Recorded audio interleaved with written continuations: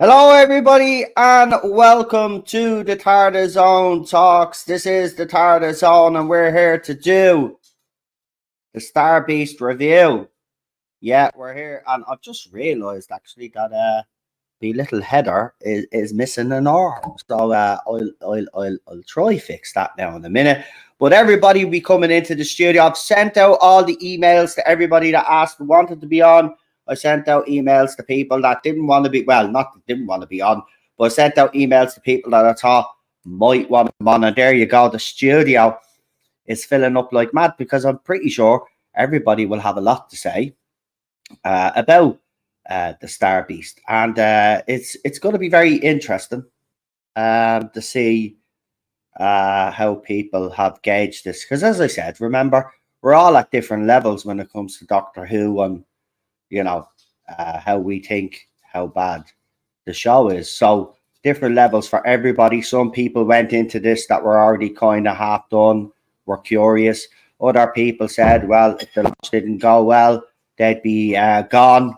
Other people said, if he got off to a good start, it probably convince them to stick around for the 60th. So it'll be interesting to see how many are going to stick around, how many are actually pleased with the episode, if anybody is. Because the media have started their usual nonsense, as you know. They started to attack fans because when things don't go right, that's what they do. That's their default. And then it encourages the sycophants in the fandom then to go and start attacking fans. But let's start with me regular panelists. So let's start off with the one and only. He's always with me. One of my favourite co-hosts is the one and only PD Rich. I know, might be taking a couple of weeks off.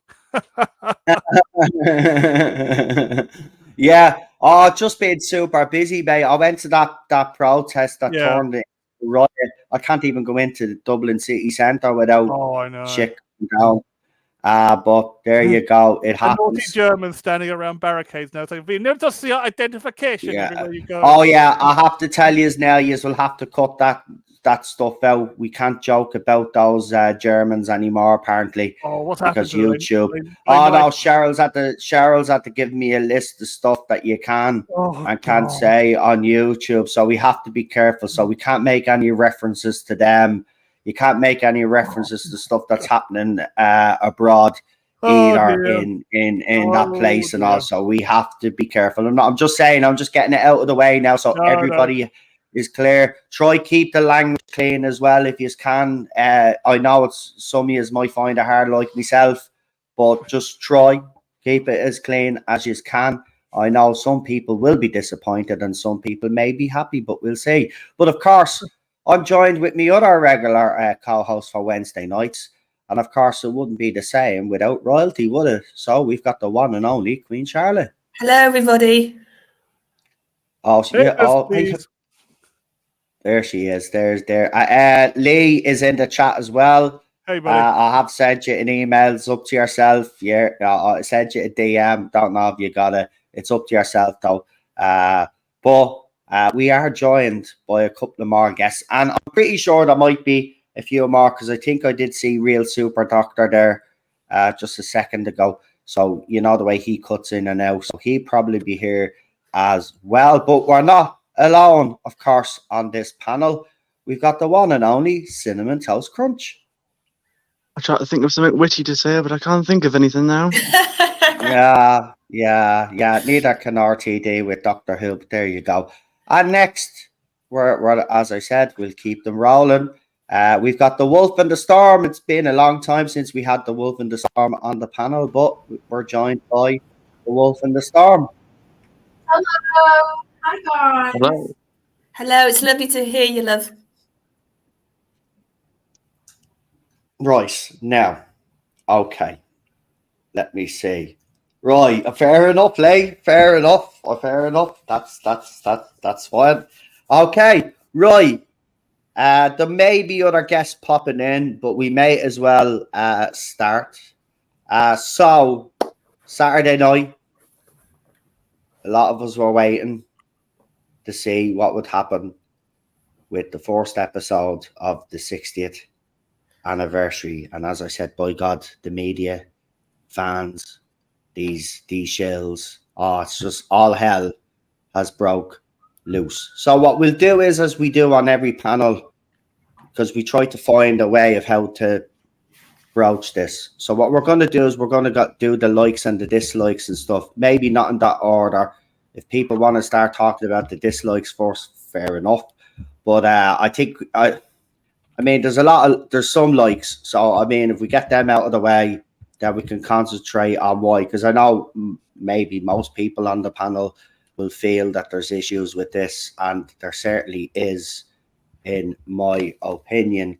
But we'll start off with you, Queen Charlotte. Hello, can you hear me okay? Yep. Yeah, I That's can hear fine. you, yeah. Sorry, Gabby I've still has got a bit of a disappeared. cold, so if I sound a bit weird, that could be my croaky voice. Yeah, so for me, this was a mixed bag of an episode, so I will start with what I liked. And that was, I think there was some really nice character moments and some actually nice acting and writing in bits of this episode. I liked Donna as a mum. I thought that was quite well played by Catherine. It was nice to see a different side to her as well, because at times she could be quite selfish and a bit like just thinking about herself. So it was nice to see her be that protective figure. And once again, she was very funny. Some of her one-liners about Meep particularly got me laughing.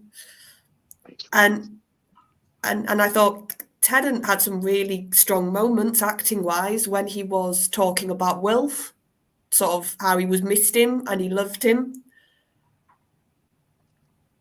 And then I also think Meep as a villain actually worked really well for me, because I didn't really have any previous exposure to the character of Meep. I didn't read the comics. And I thought for me, they did the sort of cutesy side to him quite well, when you were like, oh, and then once he turned evil, I thought, yeah, this is a convincing bad guy. It was camp, but I actually think it pulled that off quite well. I think Marilyn, I can never say her name right. I feel bad. Margolis. Yeah, I Marion think. Margolis. Margulies. Yeah, I thought that was Margolis, quite a yeah. good. Yeah, quite a good voice performance, actually. Like I said, the sort of cutesy, oh, feel sorry for me, and then the pure evil cackling you got near the end. I was like, this is doing it for me. And I thought it was a really good actual practical effect. And there was some other good little comedy bits, and it was like the more physical comedy that Davies is known for in the episode did make me laugh at points. So yeah, I would say those are the positives for me. It was some really, at parts, good character moments, some good acting. Meep, I thought, actually worked really well. And at parts, it did have that sense of adventure. So those were the positives for me. We will we'll go with the Wolf in the Storm, because it's been a long time since you've been on. If you want to give us your positives about the Star Beast, we'll start there with you, Star Beast.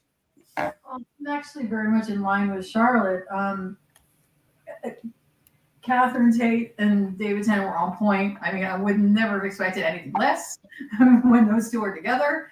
They were great. I think Donna has matured. I was happy to see that she wasn't the same Donna that she was left at, because I was afraid she was going to be that same like shiftless Donna who misses everything. And even though they kind of hat tipped to that at the beginning when the spaceship came down, that was just more like a member berry, really. But really, she matured a lot, and I think that has a lot to do with being a mom. She, as a mom myself, it was nice to see that she managed to do that. It was nice to see that Sylvia did. I was afraid they were going to play her like she used to be played, where she was always disrespecting Donna. And she didn't. She was very supportive. That was very good.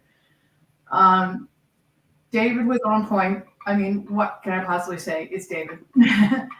His comedy was great. I loved the getting slapped. That for him is normal.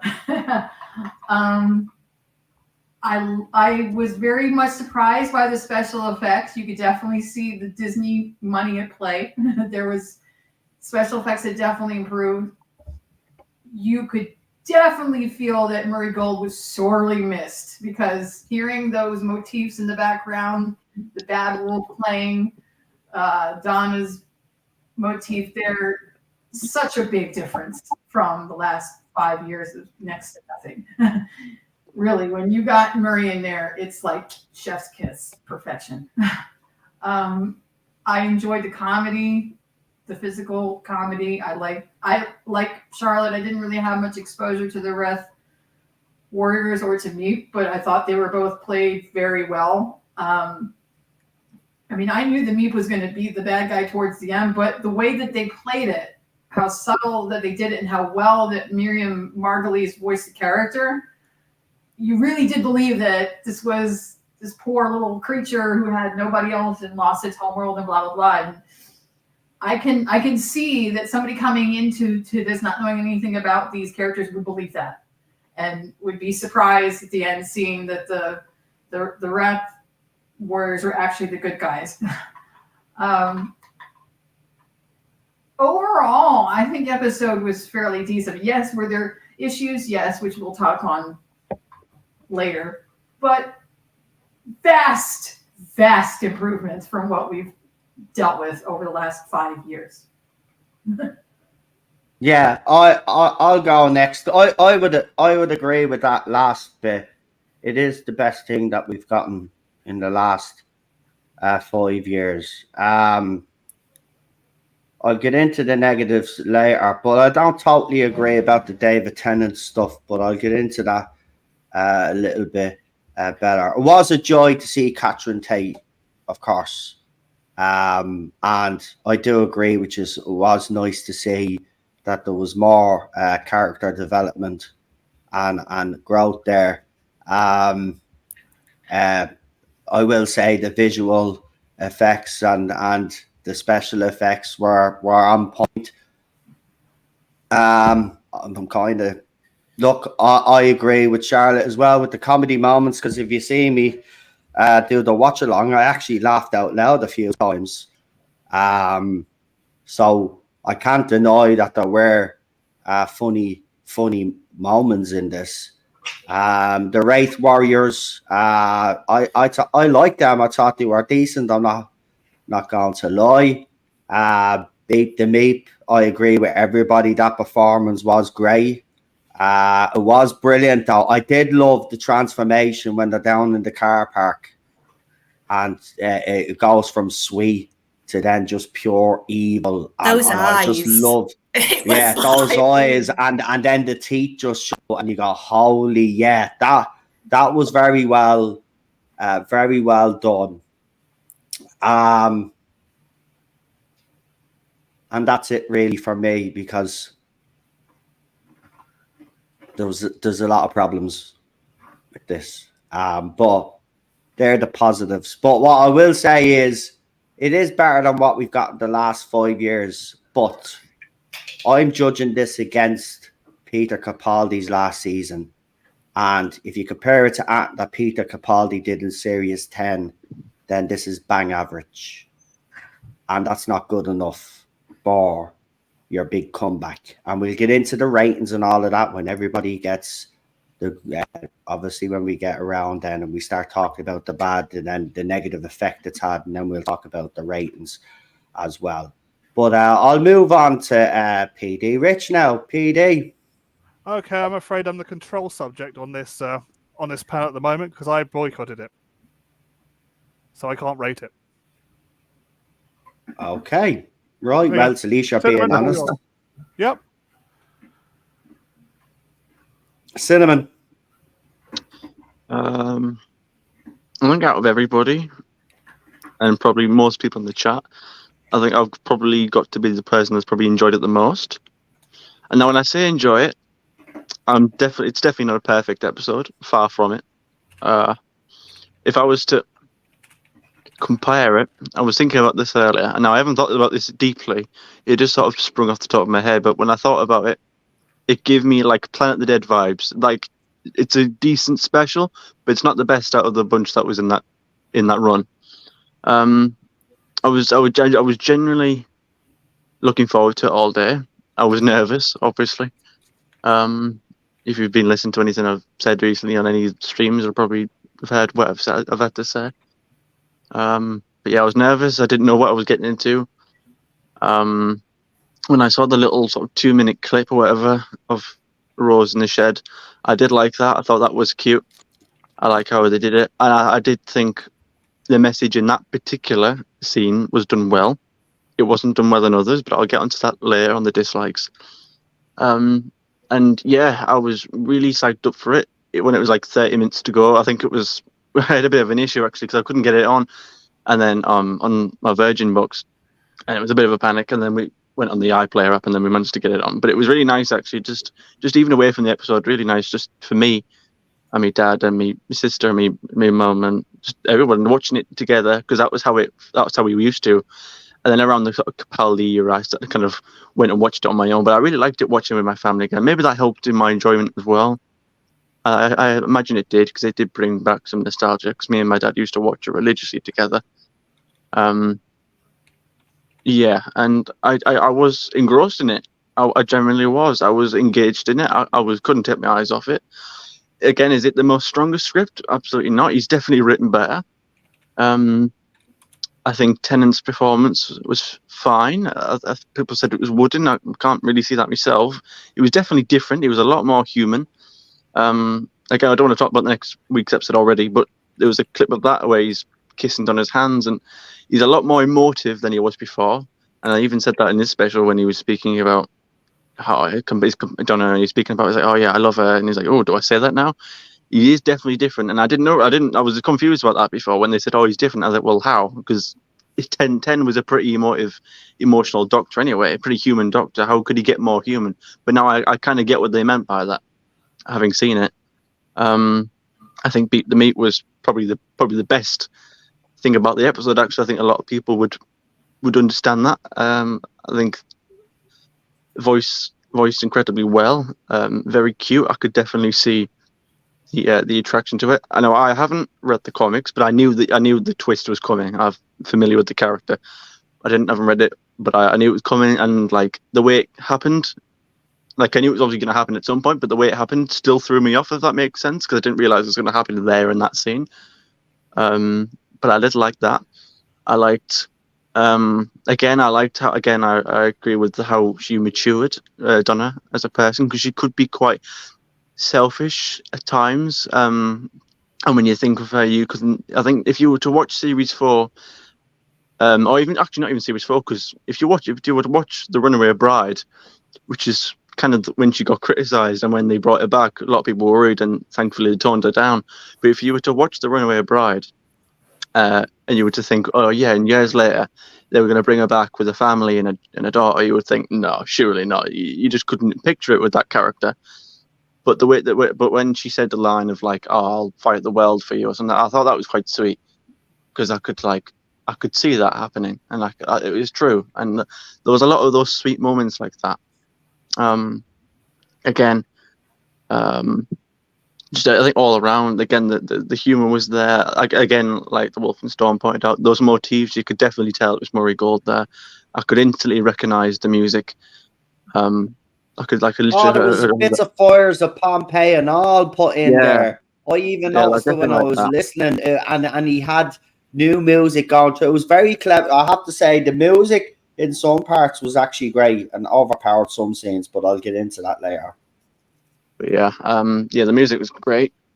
Just it was, again, an all-around, genuinely average, decent story. I say I was genuinely, again, I'm not saying this to be contentious, but just for the sake of it. Loved it. If you liked it, you liked it. Genuine.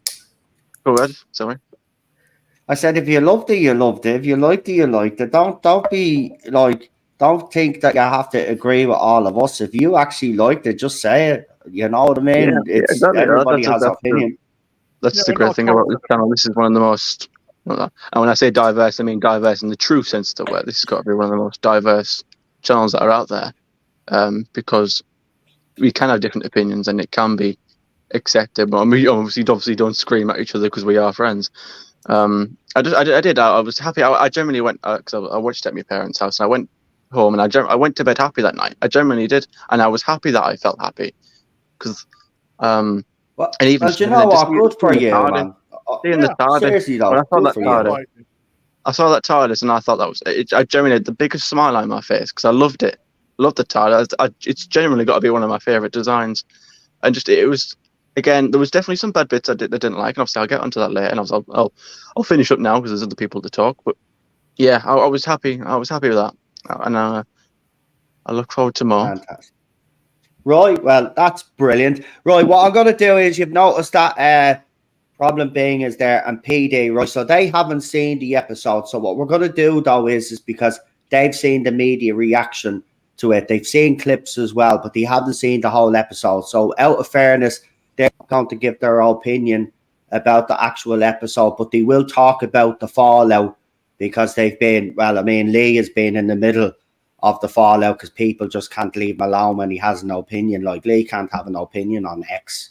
I mean, everybody comes after Lee when he has an opinion on X. It's fucking funny. It is the meltdown. Anyway, we got 69 people watching right now, so smash that bloody like button. Yeah, smash that like button. But yeah, okay. So we've all talked. I think everybody now has talked about the good. Right, we got the good done in 23 minutes. So there you go. But let's get into the bad. Because for me, this episode was ruined because RTD decided a sledgehammer was the best way to get the message across. Now, I will agree with Cinnamon on one thing. I thought the scene in the shed, it didn't bother me. It was a nice little sweet moment. And I got what RTD was trying to do there. Now, if he had left it at that, that would have been great. Also, But the he time couldn't- with predicted that very well. But as the episode went on, especially the last 10 minutes. He Right, wasn't listen, hiding right. anything in those last 10 minutes. No, right. You bring in an actress like Ruth Madley.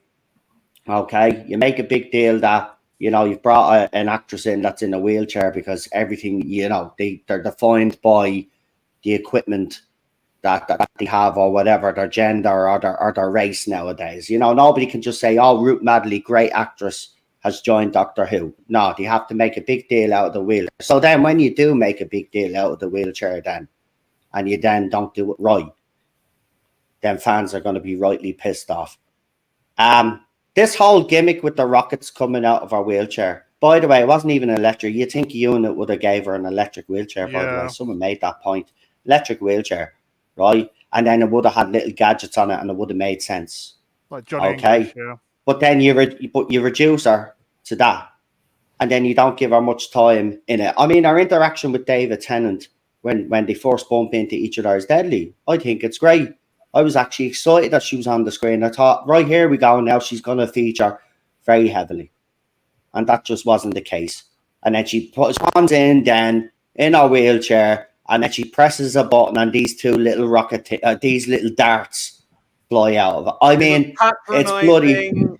It was that's what I'm getting at, right? Tokenism at its Yasmin Finney, word. I don't think her performance was great, right? No. But you bring in someone that's supposed to be the hottest young talent out there, right? And then you give them hardly anything to do except for the last 10 minutes. And be under no illusion, Yasmin Finney was only brought in to be a platform for a message, and that was it. They weren't brought in because of their acting ability and because RTD had this great plan, right? And we'll get into the whole binary, non-binary rubbish a little bit later on. But let me just tell you, right, this was worse than what Chibs has done when it comes to doing this representation and inclusion, right? Now, the media fallout has been this, right? So trans people have had their issues with the Rose character, right? And they've been making their feelings known. But myself Lee or anybody else that isn't trans that makes a comment and agrees, oh, we're bigots and we're transphobic. So again, like the Davros case situation, people that were in wheelchairs that didn't agree with the change were told to basically shut the F up. And the same thing is happening here. Everybody shut up, say nothing. Right? This is that review on BBC Culture where they talked about at the end of the day, this episode was a delivery system for the message.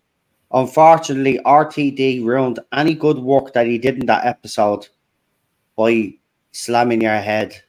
The screwdriver, right? Just I haven't even gotten into that yet, right? Screwdriver, absolutely ridiculous. Overpowered, right? Ridiculous, right? The TARDIS, yeah, inside, absolutely beautiful. But what's with the music and all the fucking disco lights?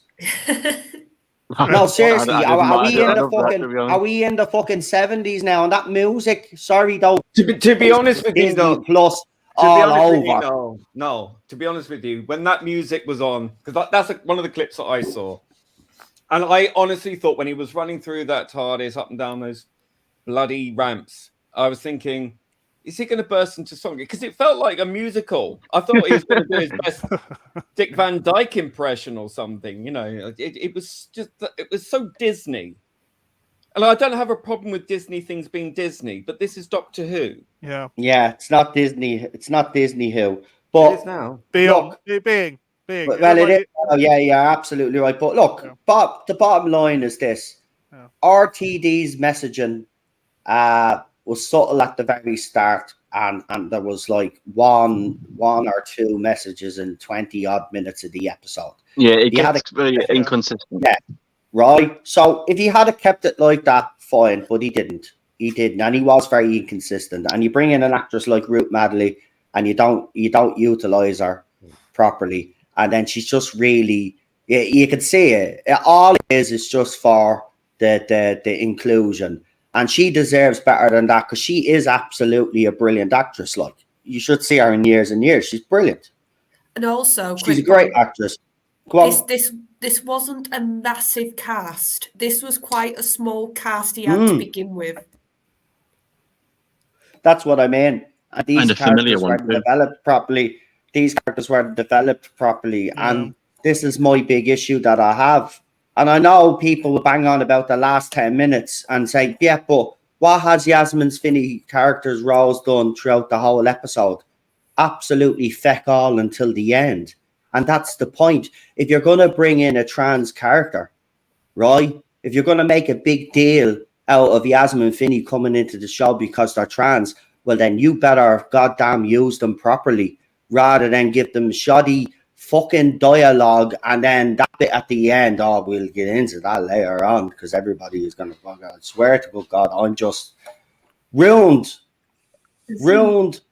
a bang average episode, in my opinion. And it was a bang average episode. And that's the problem. It's still, you take that messaging out, what have you really got? You've got a shoddy fucking story, right? Did we learn anything new? No, we learned nothing new. A lot of member berries as well, right? Yeah, the fight scenes were great. The rocket going across sky, great. All of that was great. Grand, they have the budget for brilliant effects. But again, none of this matters. Chibnall's era was great. Looked great. Beautiful. Right? But if the writing is not up to scratch, and I have to say that was pretty mediocre from a writer as strong as RTD. That's what irritates Really? me. That's what irritates me more than anything because I know, all of us know what this man is capable of. We've seen it. We've seen what how well he can develop characters on this show. Some of the most cherished and loved characters on this show are characters he created. Yeah. And yet, somehow, I don't understand how he could fail this much on developing. Do you know what? Do you know what pisses me off is that David Tennant, right? I know a lot of people have been praising his performance. I don't know what yous are all saying. Yeah, the parts where he discussed Wilf, yeah, looked like David Tennant was top form.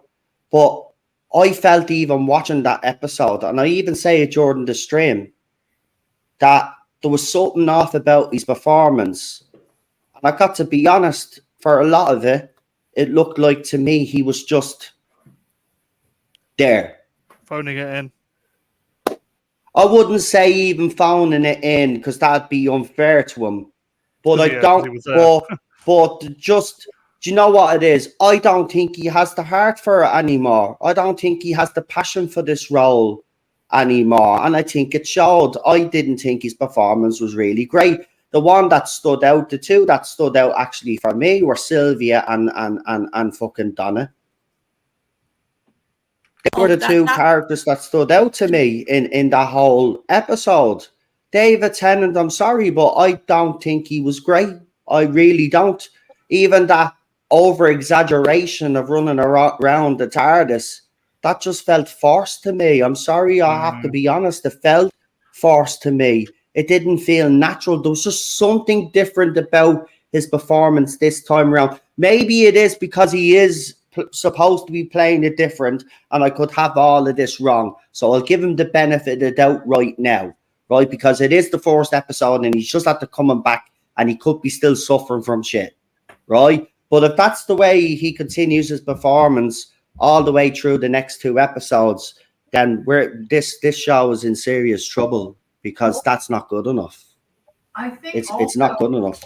I think also is that our memories of the 10th Doctor is that this is what I was looking for too. I was really interested to see if he was going to have that same weight on his shoulders, if he was going to be burdened by guilt. Because now he has all the memories, and he even said it. He has all the memories of the 11th, 12th, and 13th Doctors. He remembers everything that they did. So he knows now that Gallifrey is not just, well, that depends on how you want to look at it, but he knows that he saved it. So I think all that weight, all that guilt is been kind of lifted off his shoulders, so he's not as weighed down by it. I could tell that he was a lot more energetic because, and a lot more talkative, like not stupid talkative, like emotional talkative, because saying things that he would normally say, because he's not so weighed down by guilt. He's not constantly pushing people away. He's the same 10th Doctor, but a little older, a little wiser. I do agree. I think he's definitely playing it different. Before you continue, we got two lads in the studio that have been waiting for about 10 minutes there, so I want to get them on, and then we can continue this conversation. So we've got Jordan Jack Rabbit joining us. How are you, Jack? And we've got the one and only real Super Doctor as well. So we've got a big ass panel tonight. So who wants to go next on the bad? I just wanted to finish. I just wanted to address what Wolf and the Storm said. I would love to believe that thought went into it. I just don't think it was there. From the clips that I've seen, I as I say, I come clean, like PD Rich. I boycotted it, but I have seen plenty of reviews. Disbrew did a really, really great video review. It was loaded with clips, the whole episode. So I felt like I've watched it, and I've seen many, many other clips. And I just feel it not so much phoned home, but I think that the writing was just so inferior to usually the standards that we expected from RTD's era. And I just think it wasn't gelling somewhere. I think it was done for the wrong reasons, getting the band back together again and to do the message. And I think that they were more on board with that than the delivery system of the story. Here's what I think it was. This is my feeling. And I'll start then with my negatives then. I feel like the writing on this episode at times was too simplified. It was too, let's just do the most basic save the earth plot as possible. And one of the things that I got on my nerves a bit, and I've not seen loads of people talk about it, so I don't know if I just saw this, but I felt like certain plot points kept getting repeated at you. Like they kept saying, Donna's going to die if she remembers. The 10th Doctor being very confused, going, what, constantly. Sorry, Yeah, I think I can Tennant's- see that. Yeah. I Tennant's mean, how many Doctor, times sorry. has the Doctor said, "If she ever remembers me, her mind will burn and she will die"? Like, I mean, that's probably had to be said to us about 50 times now. Yeah, but And, if she's like, gonna it- die, let her die. Well, yeah, and I'll get to that at the end. Like, they literally opened with a recap. And I was like, Yeah, why am wasn't I expecting getting that. told series 4 again? Because this was for this because it's been the question has been finally answered, and we now know the answer. This show is not for us anymore. This is why they're doing Doctor Who for Dummies on their socials, and this is why we got a recap on Donna's story. This is for everybody else but the people that it should be. And you make an absolutely excellent point. This has been dumbed down, and it has to be, because the people that are trying to bring in to watch the show, unfortunately, don't have the intelligence for it. And that's just, there's nothing wrong with that. You know, they probably like their 90210s and all of those other fucking teeny boppy shows, right? That's the shit they're in. And that's what he's trying to make Doctor Who, and it's not going to fucking work. Go ahead. And what I mean, somebody said, what do you mean say? I mean, as if you actually look at the pure plot of this, it was very sort of special in the fact that usually a Christmas special, for example, they're not that hard to sort of sci-fi plots. They're not that complicated plots. It was just, oh, Meep's landed. Meep's going to have to be protected. Meep turns evil. Yeah. Charlotte, That's do you the reckon, plot. that is because he's trying to be faithful to the adaptation? Because this isn't full-blooded RTD. He's obviously trying But to if he was follow along faithful with the to the story beat of adaptation, the- yeah. hold on now. of the But comic. if he was faithful to the adaptation, then Beep wouldn't have pronouns. So you can dispel that whole argument that he was staying faithful to the comic strip, because he wasn't. Because Well, I was going to that's say, just ridiculous, looking at, giving alien fucking pronouns. Is that where we've gone?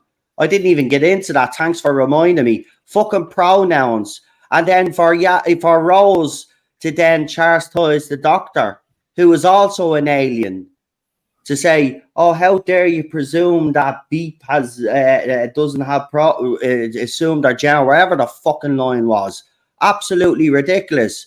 He's a fucking Beep the Meep is a fucking alien.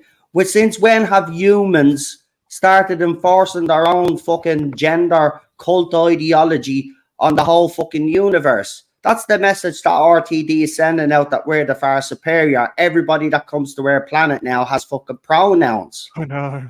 well, like I said, No, bollocks. Bollocks, man. It's bollocks, right? This message, this is the last few minutes, by the way.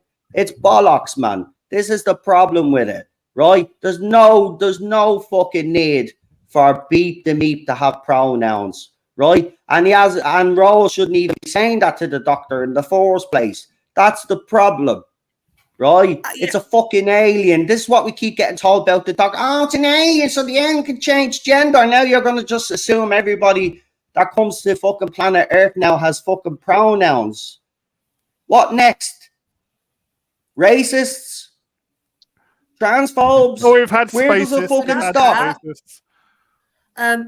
yeah, and like I said, the problem was then I felt like because he did this sort of really simple plot, when he got himself to his conclusion, and I'm just talking plot-wise here, the last 10 minutes, before I even touch upon the dialogue, it was such a rushed finish. And a couple of the reviews said this before it went out on Saturday. And I felt this watching it. It felt like the last 20 minutes he panicked and he realised, oh God, I've got to resolve my plot. And everything was like fast forward 20 minutes to get to that end point. And I felt like everything was going really fast. The fact that they were in the ship, then, oh, I have got to let Donna remember because suddenly a wall appears separating us. I couldn't just tell her which buttons to press. No, I have to make her remember, so she has to die. And then they do the whole emotional stick of, you're going to die. She dies. Yeah. Yeah, and then she doesn't, I've had that. Yeah. And then- Oh. and then the whole metacrisis thing now has been completely messed up. And don't you think as well that all these plot points happen by complete coincidence? Yeah, and that's It's what I've complete really- coincidence that the room was divided in the first place. Yeah. What Yes. fail-safe is that? It was like, it was coincidence it was divided. It was coincidence that she even got in the rocket. It was coincidence Rose was by the controls. Yeah. It was Everything was a coincidence. They were supposed to believe it. But then it could be, but it could be the Toy Master controlling everything. Or the Yeah, Yeah, Celestial but I Toy guess, Master. I guess it's to tie into why the Doctor's even meeting with Donna anyway. Like, why is he run into her? Why has he got his face back? Why is this so many predictable moments happening? Why is like destiny? I'm sorry, Yeah, that's to not an But it's excuse, still dumb. Russell. That's what your payout is. Pretty much, yeah. Yeah, it was. Honestly, I think the glass thing was really just a little hat tip to End of Time, personally, because it was kind of Well, like. no, Rose. Wolf. It was there so they could have the whole Donna has to remember, have the fake out death, and I then was kind of surprised the way he did it. Because I thought he would have to touch her in order to make the memories come back. And then when he started just throwing out random words, I was like, oh my God, he put triggers into her mind. But why? But that itself didn't make sense. That was never set up. That was Triggers in never her set mind up. to bring her memory back when you know doing so will kill her. well, yeah, and now this is my other big issue with this episode. For me, they have completely cheapened the metacrisis.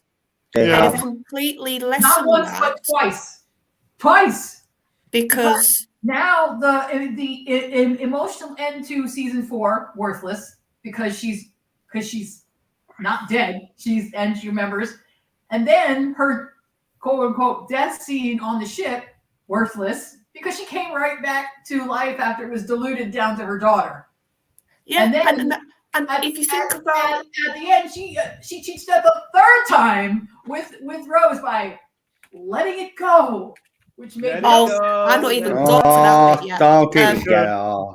Disney, let it go. Yeah. No, but here's the thing, right? The Metacrisis in Series 4 was shown to us and written as this like incredible feat almost that a Time Lord could merge with a human and that it was like almost destiny and fate a bit then that Donna could do it, that she survived as long as she did, and it was so deadly he had to remove her memories. That's how deadly it was. So now it has just been waved away as, oh God, I need her to be safe because I need Donna for my next 2 specials. Oh, I'll just say she can let it go. That's it. Like, that's Well, I cheapened still reckon they're going to do something with that because when he says in that 3rd episode something about I don't know if I can save your life that time, and maybe he's talking about something else, or maybe this is related to that. So maybe there's a chance that could be answered. If Oh, yeah, it depends, obviously we'll I have to guess. see. But as it currently stands, he has cheapened and hand waved her whole Series 4 arc away. Yeah. Pretty much. Can we hear And that was what, my big fear. For her with- death, he made That was the my- whole thing into a running gag because for the majority of the episode before he makes her to remember, he's actively trying to make sure. He says that he cannot let her remember. So the only distinction is, oh, now she can see my face and she can see the Sonic and she can see aliens, but as long as Exactly. she doesn't remember anything, it's okay. What a distinction! But that's the thing. That's the thing. If he put defenses in place, so she missed seeing aliens and all of this.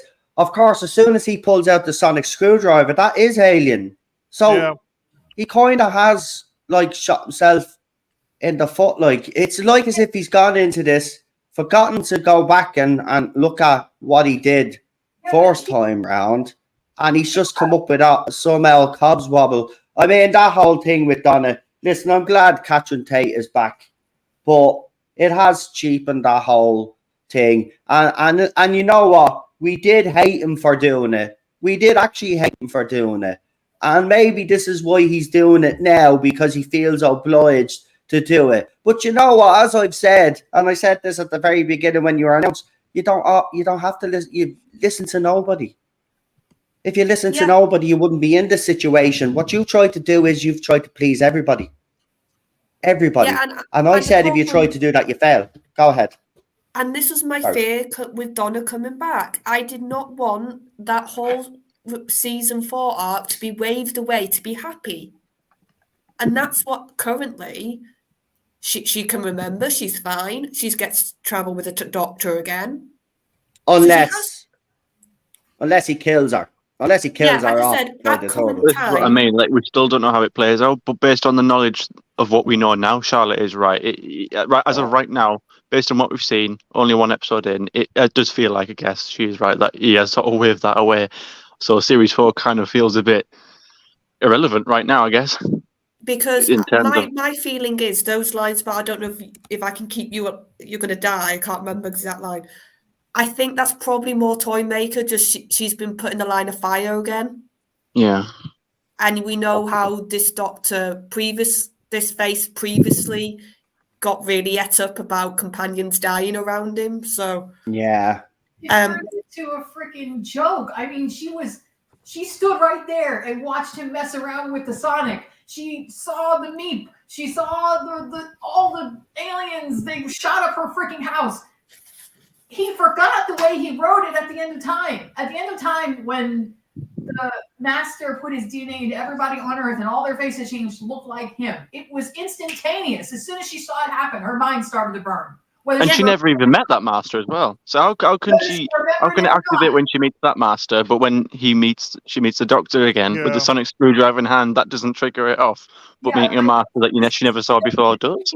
It was so even that interaction where they force me is stupid anyway, right? Because he walks over, she's looking for help, he takes a few boxes off, realizes it's done, it puts them back up real quick, goes to walk away, but then goes back again, even though he knows he shouldn't. This is what's stupid. What is that? What did OTD drink when he went to America? What did he drink when he went over there? Kool-Aid. There you go. Seriously. There's another bit, because now we're to believe that the metacrisis can be passed on, like you pass on the colour of your eyes to your kid. It's that sort of... So my understanding is the metacrisis got passed on to Rose. Yeah. And so she had it locked in her, but didn't know. That's why she did. Yeah, it was a subconscious and it thing, only got activated for some weird reason after her mother dies. And then it brings her mother back to life. See, this is confused. This is not even making any sense. Wait a minute. This is the thing that it got activated when he spoke the trigger words, and she got her memories back. It went both ways. It went to her and her daughter at the same time. Guys, it got activated before that. Why else would she have picked the name Rose? Yeah. And made all those little toys of the... made the little toys, which I sussed in the episode while I was watching it, actually. Yeah, because she's inherited the doctor's memories as well. Because she's made the plushies of the Ood and the Weeping Angel, and obviously Donna never met them. So there's a Weeping Angel. There was Calvinista, I think, was one of them. Yeah, I sussed that in the episode while I was watching. I was chuffed with myself. This is my point. That all this stuff that should have been like Wolf was saying, should have activated a metacrisis or had dire consequences. Yeah. Rose was already showing plenty of signs. She knew. She had residual memory loss. That's why she made all the toys. She had there was the beast from Satan Pit. There was the Ood. I mean, it was all there. So shouldn't that have made something happen with Donna? Exactly. It's like he forgot the way that he wrote the rules for her. Oh, there's just so many problems.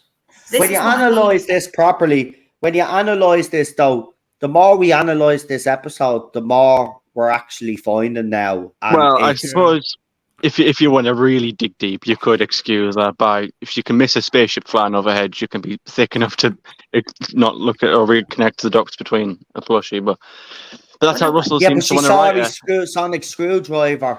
As soon This as is what she I mean, saw there's his no- sonic there's no screwdriver, it was con- game continuity. over. As soon as he As soon started as she putting saw those, the screwdriver now can build shields. The screwdriver can now build walls, right? These Yeah, fucking, Saw that. right? So as soon as he said, because look at Sylvia's face when he's using the screwdriver. She's horrified because she's thinking, oh, Yeah. hold on a minute. He's using the screwdriver here, but nothing's fucking happening. And this is the problem. He's gone back to a storyline and now he has changed it and he has not thought through by going back to Metacrisis what he's done. Oh my god, that would be a laugh, JWC reviews, but I wouldn't put it past RTD. He thinks Rose is literally a toy maker. No. Think about But it. She's you making can't toys. dismiss anything anymore. She's making If anyone toys, wants to though. come to you- If anyone wants to She's come to making- you and say, I've got this weird, wild theory on Doctor Who, and it doesn't matter how wild it gets, it could be possible. Because who knows anymore? Well, here's the Anything could one. bloody happen. Here's one for you. So our mother, so Donna referenced a few times that she sends her toys over to this person in, where was it? Dubai. Yeah, Sharon off EastEnders. Right? So, and she's making toys. We know where this is going. Just stop Can we it. can we hear It's what Jack nonsense and anyway. Yeah, that's Yeah, what I I was did going to that. say, because the lads have been here now about 20 minutes and haven't gotten a word in. But we've had some great points so far. So, lads, what I'll do with you guys first is get you to tell us what you liked about the episode. If there's anything you liked about it, if there's not, get straight to what you disliked about it. And I'll start with you first, Jack, because I think for everybody on the panel, this era Doctor Who or this 60th special, obviously, you know, you grew up with the RTD era and you've been absolutely devastated by events that have transpired. But what was your take on the Star Beast? It was, I don't know how to put it into words now. It was the worst piece of television I've ever watched. And I just want to clarify something before we go into it. I went into this not wanting to hate it because I knew everything that was going to be in it. And I just thought, you know what, if it's RTD, maybe he can just give us just a good story. I can just kind of ignore the woke bits. I didn't realize how on the nose it would be, but genuinely, me watching it, I watched it with my parents because they said they were going to watch it. So I thought, you know what, may as well watch it. My parents were just nodding off, and I was just sat there with a look on my face of just what's even going on. I don't know what's meant to be happening. I don't know why it's happening. Why is Donna a complete and total bleep that out? Why is the Doctor's acting so much worse now? Why can the sonic screwdriver literally do anything when it's really just supposed to be a screwdriver? But there you go. It honestly just felt like it was another episode of the Chibnall era. In fact, I'm going to be honest, I'd rather watch several episodes from the Chibnall era than watch this. And that really is saying something. Wow. That's for me. No, I'm sorry. Now, again, I have to clarify, Jack has grown up with the RTD era. That was his introduction, obviously, to Doctor Who, and he grew up to love it. And RTD is actually an idol to Jack. So for Jack, say something like this, it doesn't come easy because he loves this show like a lot of us on this panel. And it has, look, over the years, we've had a lot of heartbreaks, but there's bigger heartbreaks to come. And you've been listening to the Gobster, and people should listen to the Gobster. Telling you now, there's more, there's worse to come, and these are all going to be heartbroken.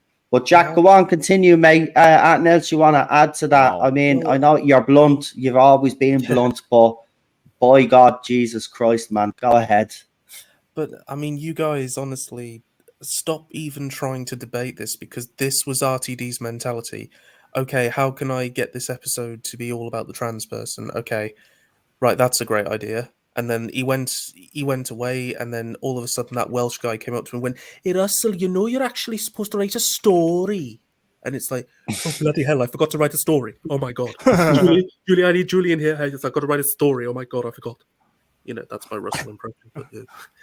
Not bad. You know, it's just he put the agenda first, and he's obviously doing it to annoy us. But don't even try debating this because it's obvious. And I think the most disgusting part for me was the blatant sexism towards the Doctor. Like, that was the bit that, you know, my mom was like, "Are you okay?" Because I literally just jumped to the edge of the settee and was about to throw the remote at the TV because I've never been that angry, like, truly. And with Chibnall episodes, it's always just been, wow, that was bad.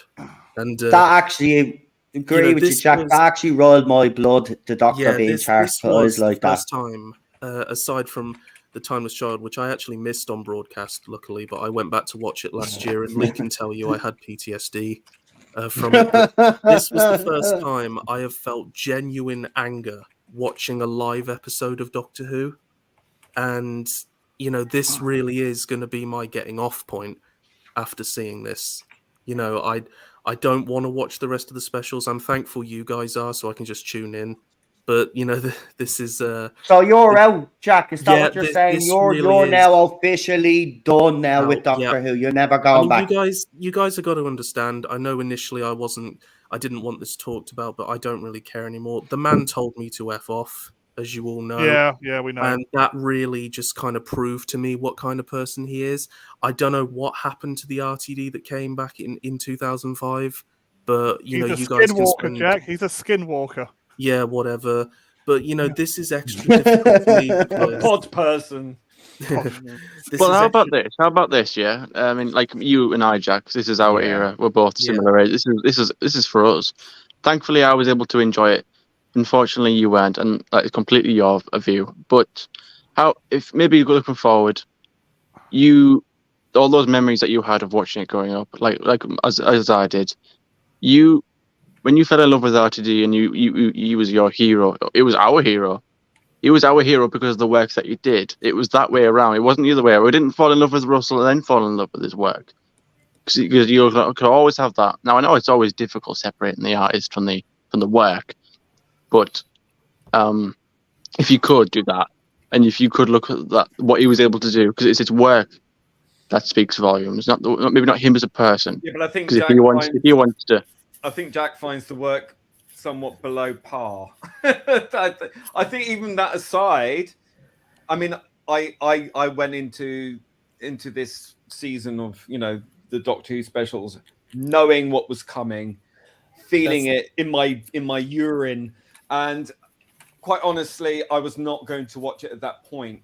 And I'm glad I didn't, because I've seen the reaction from I think the hardest thing for me is that I wasn't just a fan of the episodes, but I liked the confidentials and I loved all the behind the scenes, and I loved listening to Russell talk and listening to Phil and, you know, and Julie and Jane and all those just talk about it. But now that I have such a disdain for those people, I now can never, I don't think, immerse myself in the world that he created in the same way again, because it's like once the veil's lifted, you can't put it back on. Yeah. You know, no matter how much you want to, it's always going to be soured. And I'm at a point in my life now where I'm kind of just like, you know, I'm changes in the air, and I'm just like, I don't think this show will be coming with me into the next phase of my life. And not that I don't want it to, but I just think this has gone on for long enough now. You guys know, and I've made it clear on this channel, I was never a big fan of the Moffat era. I haven't really loved this show since 2010. It's 2023. You know what I mean? And I suppose you could say, well, it's because you're a fan.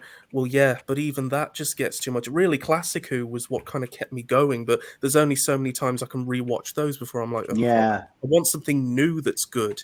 Do you know what I mean? And when seeing that Davros thing, I thought it was a joke. I thought, you know, I was like, no, this can't be real. And then I was like, oh my God, it's real. You know, and just seeing that interview, he puts his sunglasses on his shirt and he thinks he's cool. And it's just like, I thought it was absolutely vital that we do this. And I'm just sat there thinking, anyway,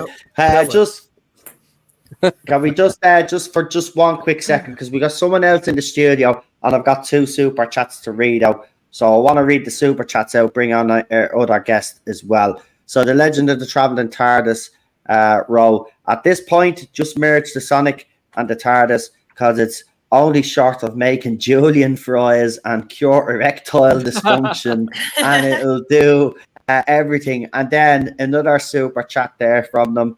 I don't understand why they want to piss off the audience. Why do you think they will get, or what did they think they will gain? It is more important to piss Moral off superiority. than entertain. Yeah, well, it seems to be easier for them to do that than actually entertain.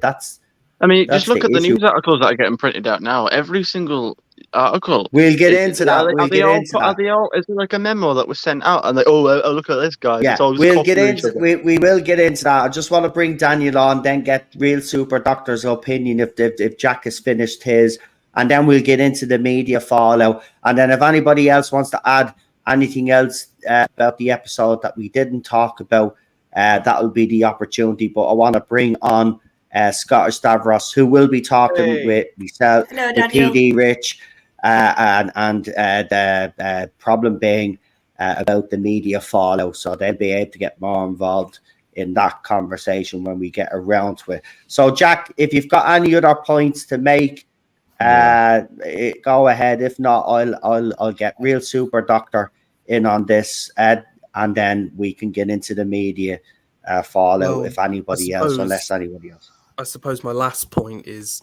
I'm never going to be able to look at Donna in the same way again because, I really liked her and now she's a bloody misandrist.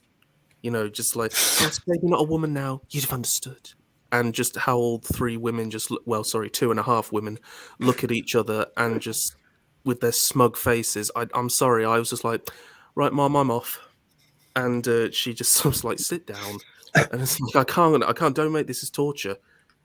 So this is the worst episode of the show I've ever watched, and I can't wait to hear what Real Super Doctor and Daniel have to say about it. So that's all I've got to say on it.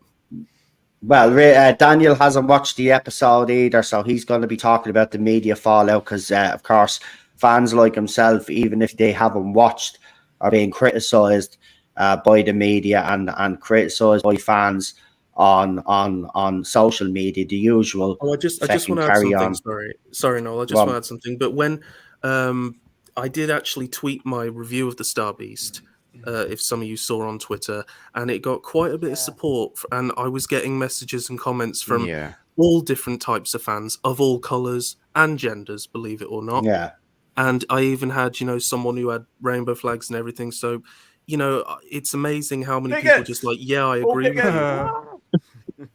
So it's funny. No, but he is right. There is a lot more people disgruntled about this, but the media, and we'll get into the media spin a little bit later on, but it's disgusting. But let's get on to Real Super Doctor, and then actually we will get on to the points where the Doctor was given a dressing down, because Queen Charlotte wanted to add something on that, so that'll be we'll ask everybody on the panel about that all of that nonsense. But Real Super Doctor, let us know what you thought of the Star Beast. That was enlightening. Thank you, John, for that. That was absolutely fantastic. He's probably having oh no, hold on. Oh well. You back? Hello. Hey. Yeah. No. Yeah, he is back. There's a delay. I thought it started okay with the kind of references to the past. Oh, there's a delay. See, there's a delay, lads. Right. This is gonna be I thought it started okay in the past. With the past, you seen the past series and that with Catherine Tate. yeah. Oh, see. no, Done. He's gone. Right, while he comes back, he's having internet problems. But while he's come back, let's get on to that point about how the Doctor was actually dressed down a few times. And of course, he did get a clatter off Sylvia which I think is probably the worst one that particular doctor has gotten. That was some fucking. That was a smack, full I on. have That to was a say. full on knockout. That was. That was a He's full not gotten slapped up smack. until now. But I did love his reaction there. Like there were little parts Yeah, of his but performance where I thought, can I just say on Go on. that actually? Domestic "Why is that abuse. okay?" Domestic abuse in this country is illegal, and Yeah. that was played for laughs. Now, if it was a man hitting A a woman, woman, that would have been front page news. But Yeah. Why is this that actually one is tolerated? hypocritical. This Good is point. so hypocritical. Right, Real Super Doctor is back. So let him get his review out and then everybody can get on the media. Sorry, Daniel, about that. It's just he's been waiting nearly half sorry an hour about now that. at this time. Go ahead. Get a bit of technical trouble there. I thought the beginning of it was going okay. I thought the references to series 4 and that, and Donna, how Donna became the Dr. Donna, the Meta Crisis, and how our memories were blocked and all that. I thought the intro was good with David Tennant and that. Then the title sequence came on, and I thought, oh wow, that's impressive. The TARDIS flying through this kind of time tunnel dust cloud and that, and Yeah, that the was music good. seemed to have been good. Very good. And I thought that the TARDIS looked quite realistic to the prop, the CGI, and went into the episode. I felt it was a lot slower than RTD's series 4 or any past RTD episodes. Yeah. It was quite annoying that to think that, oh, is this going to be in the same level as series 4 and his past series? But absolutely not. It's completely slow. David Tennant, he just didn't seem convincing as the Doctor as he used to be. I don't know if that's because he's older and he's lost a lot of vigor in that and his performances and all that. But it just seems to deteriorate, kind of going towards the end when it started realizing it was all about the Donna's daughter, the non-binary kind of thing, and that's when it kind of deteriorated for me. And I thought that that's no good at all. That's a total agenda pushing. You know, it was just right in your face. I thought that the male was it male forming Time Lord or something like that would never understand. Male presenting Time Lord. Time Lord. Just presenting, not actually is a male timer. Just No, just of course not. Yeah. Just I presenting. found that a bit annoying. Oh, I mean, it's all and then ridiculous. David Tennant's expression. I mean, it was completely pants. I thought that I don't want to continue watching this. I mean, Yeah. and then Rose's hut was like a TARDIS and all that, became a TARDIS, and all the Donna's memories in it and that. And I thought that was pretty lame. I know where this is going now. Yeah, I think we all do. But let's get Yeah. down to the dressing down moments of this story of the Doctor. And Lee, again, with a very good point. Imagine if that had been Jodie Whittaker's Doctor getting a slap in the face. It would be headline news. He's absolutely right. And someone in the comments, someone in the chat there said that every Doctor has been hit since 2005 Part 1, which is obviously Jodie Whittaker's Doctor. So why is it socially acceptable, right? If I don't we're even know why talking, he did it anyway. Like, You know, I why don't did you really give a feel the need crap. to do that? I think it's funny personally myself, right? I honestly don't give a crap. Or I'll play as that use our own game now. And the own game is, well, how is it socially acceptable for a woman to strike a man, but it's not socially acceptable for a man to do the same thing? See, it's I mean, double Graham standard should have there. slapped that his Doctor when she just missed his cancer scare. Yeah, I'm rightly so. Nobody would have said that. Jodie Whittaker, Well, they by would've. the way. Oh, and also, I'm sorry. Can you imagine any of Jodie's episodes if anybody'd said to her, "Oh, it's a shame you're a woman. You're Yeah. not a man anymore." Yeah. Imagine if that was a scene in one of Jodie's runs. Oh, there'd be uproar, man. It's a double standard happening here. But I do have a question for all of you that you can all answer, including the guys that haven't watched, because it's a generalized question, right? But has RTD, or is RTD, and especially David Tennant, as he only features in 3 specials, of course, but are they going to take their legacy Yes. now with Yes. all of this? Who? I'll let Daniel go first, because go ahead. The Daniel. potential is very strong. To be honest, no. RTD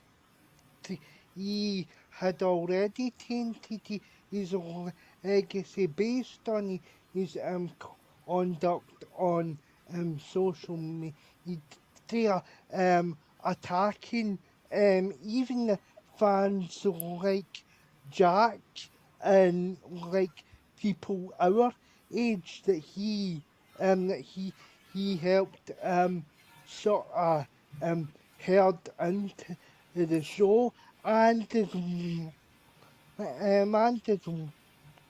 well is comments saying that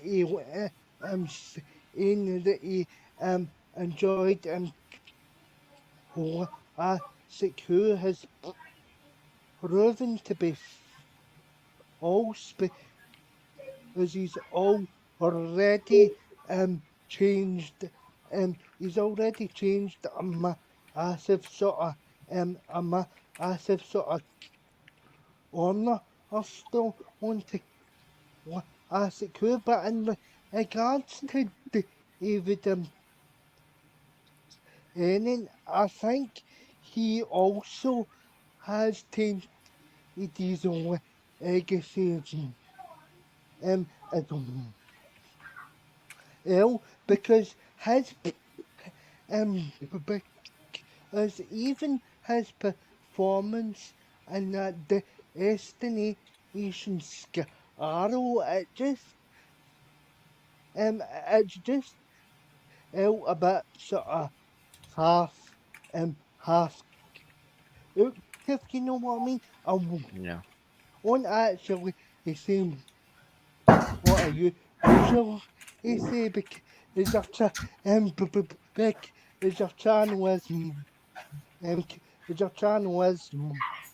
on it. Then I don't want to affect their income, but again, but in his performance and that short, and some of the apps I've seen at the special, it's not the same sort of energetic sort of enthusiastic performance. All of the aspects on the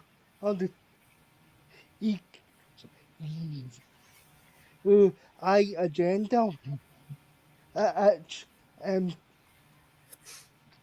Tennant himself is actually subscribed.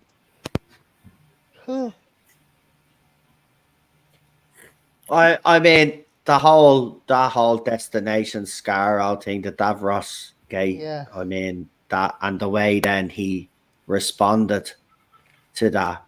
I mean, you would say. Yeah. I mean, he didn't do himself any favors though either when he did that BAFTA, the BAFTA red carpet as well. I mean, I think we should have. I mean, a lot of people did. Lee called it straight away, as he always does.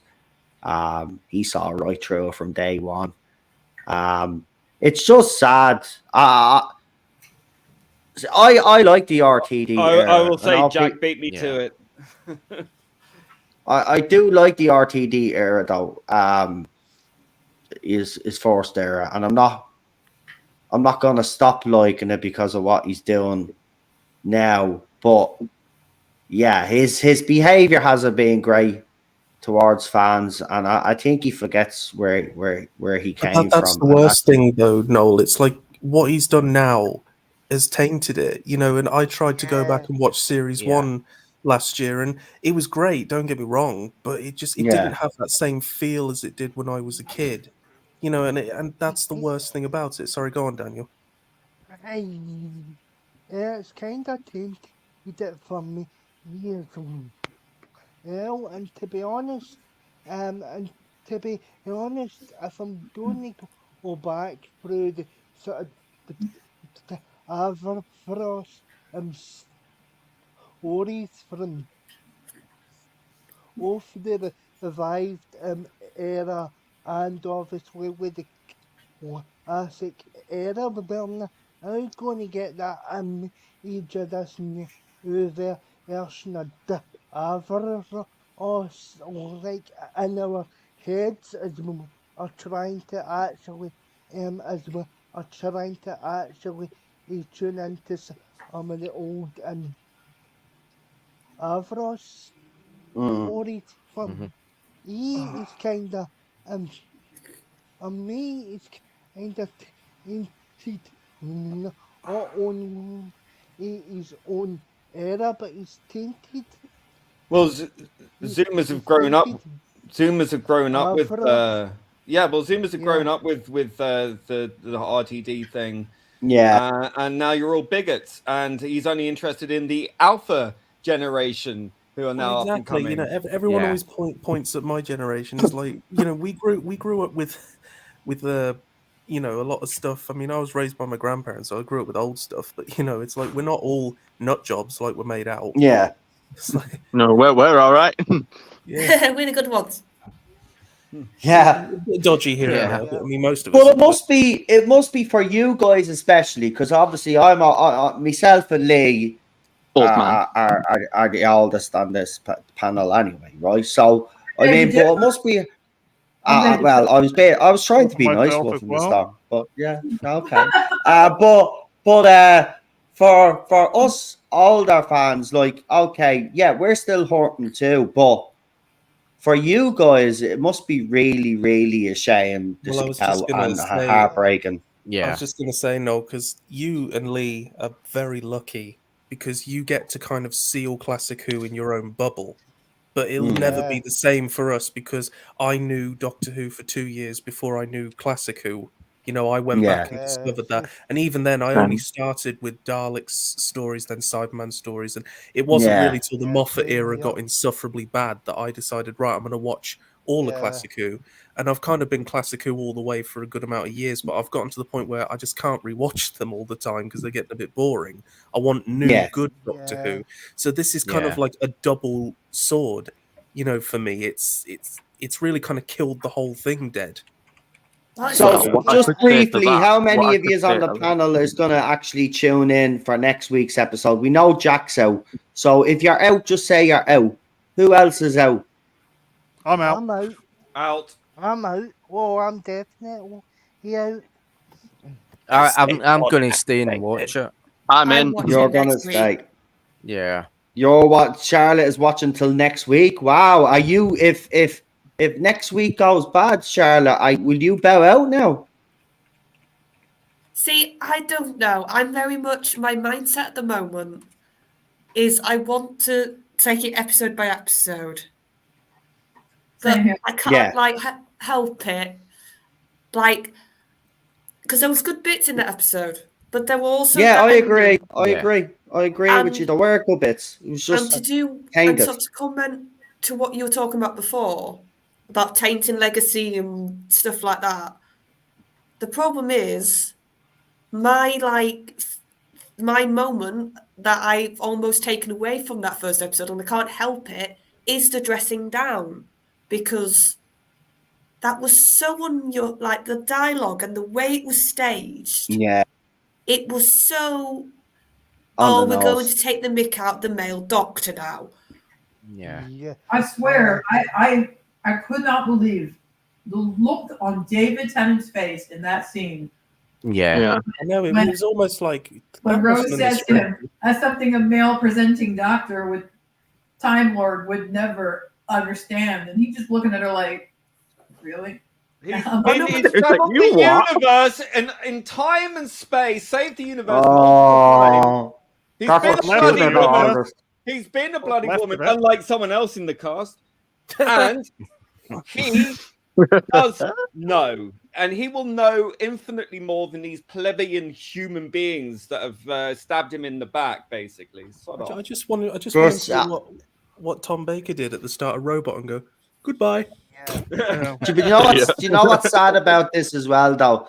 Right, we talk about RTD, but what's sad about this is David Tennant, because he was a lot of Yeah. people's favorite Doctor, right? And now he's And been we know he's humiliated. on board with he's being humiliated, but the thing about it is, and I want you all to remember this, nobody has to feel sorry for this man because he's on board with it, and he's allowing Yeah. this to happen to his Doctor. Absolutely. And even for that alone, I'm not watching Tennant ever again after this. I'm done after he's finished these specials. I used to watch all of his other stuff. Any new stuff he brought out, I couldn't wait for it because he's a great fucking actor. But I'm done now. I'm done with him after this. He I hasn't can't been watch the him. same since That's he another married. thing. Since he married that woman. Sorry, Peter Davison, but Georgia seriously, Moffat, Yeah, Yeah. Peter Davidson's all right. your honestly- daughter Yeah, is a bit mad, and she's raising her kids, right? And he's not been the same since. I'm sorry, I'm going to tell it as I see it. And she has now got a non-binary child or something, and you saw like a 10-year-old in that photo on the set where the child is wearing a t-shirt about not being straight. Oh. I mean, Oh my hello, God. stop imposing. The worst thing is That's what I'm talking about, and this is why David Tennant, for me, I mean, he has definitely, in my opinion, for me personally, he's tainted his Doctor Who legacy. Yeah. That's not the RTD can thing. still, but RTD can still redeem himself. That's the thing. I think RTD can redeem himself, No. but he's not going to, and he's No, going to get no. worse. And that's the problem. He's going to double down. Remember, Jinx Monsoon is to come, right? Oh my Jinx God, Monsoon remind me. is to come, right? So we know there's going to be messaging there because Jinx has been very vocal on social media before Jinx went on a blocking spree on everybody to call Jinx out for the ridiculous stuff that was coming out at our mouth during the podcast. You know, what I don't think that person realizes is if you're part of Doctor Who, the kids are going to be interested and want to be are curious about whatever the actors or actresses that come into the show are in. So they'll start checking them out. And for you to talk about the stuff that you were talking about on your podcast, and if kids had heard that, that's absolutely vile. So Yeah. we've got more this messaging and doubling down to go. But if anybody else has anything to add about the episode, this is your opportunity now. I'll give you a couple of minutes and then we'll get everybody's ratings because I want to move on to the media fallout and the fan fallout as well. So we still got a few things to cover.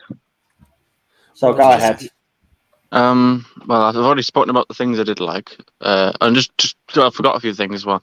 Title sequence, liked Shelley, was it Shelley and Bingham, whatever. I thought she was fine. I guess the rockets were a bit over the top, but as a character, I actually didn't mind her. I thought her and the Doctor got on well. What else did I like? I like the battle sequence. Yeah, that was really well shot. The effects, yeah. Now for the stuff I didn't like, well, yeah, everyone's already said it, but yeah, that last 10 minutes, like I said earlier, it went very inconsistent.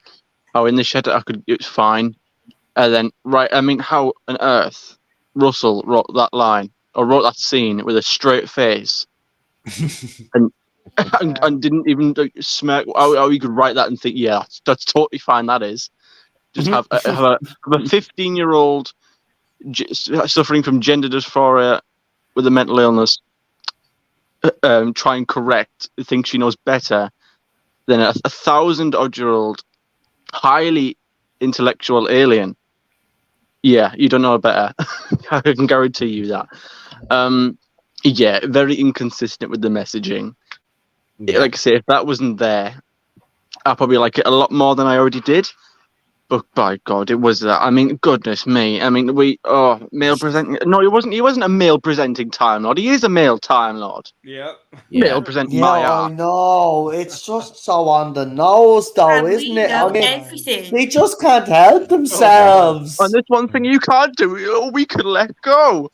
I wish you would let go. Yeah. Sort of. The one thing is that how did Donna Noble know that the Doctor was female? Exactly. Yeah, that's did what he I say? thought. Yeah. That's what I Well, thought. it's obvious. He mentioned it to the woman in the wheelchair, but I don't think he mentioned it to her. Or did he? No. He said something about. He said, "Oh, I had a bow didn't tie." And mention it it. was in a And little another bit. thing as well- Why were all the women in this story smug, nasty, Yeah. penal, vicious B words? I'm sorry. Because that's the new All feminist. of them.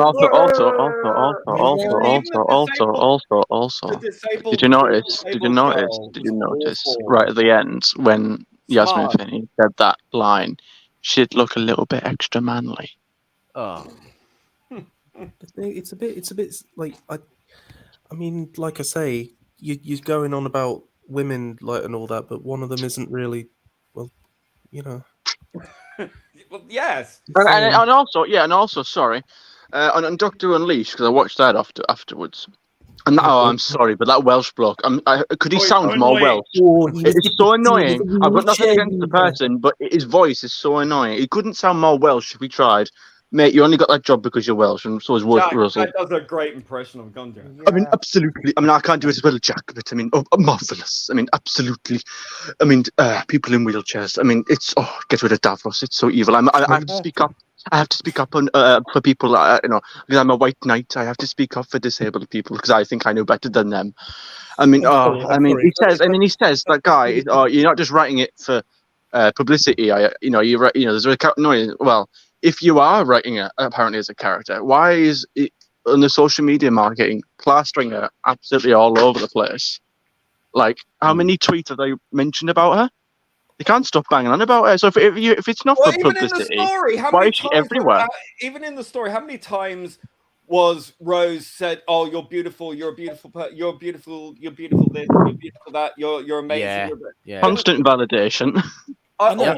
How exactly are you bullied and oppressed when everyone keeps telling you you're the best thing ever? Yeah. Like I wanted to see more. I wanted to see more of Sean in his taxi than I did really. It's probably with her. I didn't mind. Yeah, I her love the that scenes much. between Sean and the Doctor. Actually, there Yeah, were a bit. and Neris and I like Sean. Yeah. He was the only one in the story who had common sense.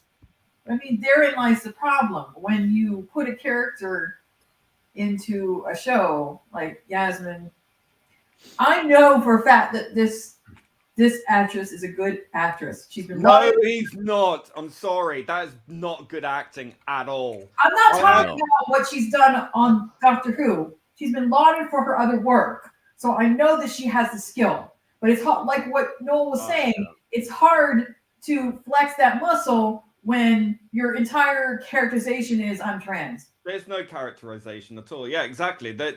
All it is superficial. Or the character in the wheelchair, her entire characterization is I'm a badass in a wheelchair. Yeah. That's exactly. it. Like, It's so But I didn't mind her because I didn't see that she was like hoping and put a sign like Ladder Ward. So that's why I didn't mind her as much. I just have this horrible it saddens me even more because it felt like David had become a passenger in his own special. Yeah. Well, by the end, that was what's happening, Wolf. He was the passenger by the end. One, because the Sonic was so grossly and obscenely overpowered. I don't think the man lifted a finger the entire special. He even used the Sonic to lift the unit soldier's visor, which he could have done with his own freaking hand. I know. J&T's blushing. J&T's blushing. I was standing at a distance from him, and he was right in front of his face. He could have just used his hand and lifted it. This man did not lift a finger the entire episode. He used the Sonic for everything. I was like, you should have seen my face when I saw him. Yeah, there was an over-reliance on the Sonic, which got... that HUD screen and he started doing things. I was like, oh, we can do that now. Okay. And then later on when he did the force fields, I was like, are you serious? Are you serious right now? And the unit guys just kept shooting at the force fields as if they couldn't figure out after a while that, yeah, this is a force field and you can't shoot through it. Concentrate the on force fire. field is movable because the doctor moved it. You know, you could just move the force field out of the way and walk around it. You know what? Logic doesn't work in this episode. Yeah, the Doctor turns into Stephen Strange. Doctor Strange there for a minute. Do you think by the time that the episode was done and they're doing all these, I knew that it was going to be bad as soon as she corrected him and said, how do you know that he's male presenting whatever, blah, blah. I was like, okay, all trans bullshit aside, that's a fucking alien. Yeah. How many times do I have to tell you? Those aliens come from far more advanced species and don't give a damn about your precious little titles. They couldn't care less. They're aliens. I mean, an alien's in your living room, and that's the first thing that you think of. you don't misgender it. You don't want to upset the little alien. That's just it doesn't. It's absolutely ridiculous. But look, we could bang on about this. We will talk about the media fallout, but I do know that a few of our panelists will be leaving soon, so I think it's important that we get their rating. So what I'll do is I'm going to go around the whole panel and get you to rate this episode, this first special. Then we'll get into the ratings and then the media fallout after that. So I will start. Obviously, I won't ask the guys that haven't watched it. So I'll only ask the people. It would be on the zero panel anyway, even if I hadn't. it doesn't matter. You haven't watched this, so you don't have a vote. I've watched enough. So we'll start off with the Queen because we always start off with the Queen when we do the regular panels anyway. So the floor is yours, Queen Charlotte. What would you rate this special? I am struggling now because, like I said, there were bits I did like, so I can't not count them. But that ending, it was on so many levels bad. And the dialogue was so in your face in bits in this special. I'll give it a 6. That's probably being a bit kind, but I'll give it a 6. Right, so Queen Charlotte has started it off with a 6 out of 10. Garbage follows it up with a 3 out of 10. Now I'll go to the Wolf in the Storm. I'll have to agree with Charlotte on that one. 6 is about as high as I can go. I mean, anything with Russell in it is at least above a 5, but like I said, it was kind of spoiled by the messaging. I have to say it because and not only that, but the logical inconsistencies strain credulity. That last 10 minutes, like Charlotte said, was so bad. The ending made no sense. Just let it go, and what is this deal with the male presenting Time Lord won't understand? I'm confused. What the fuck are you talking about? What would he not understand?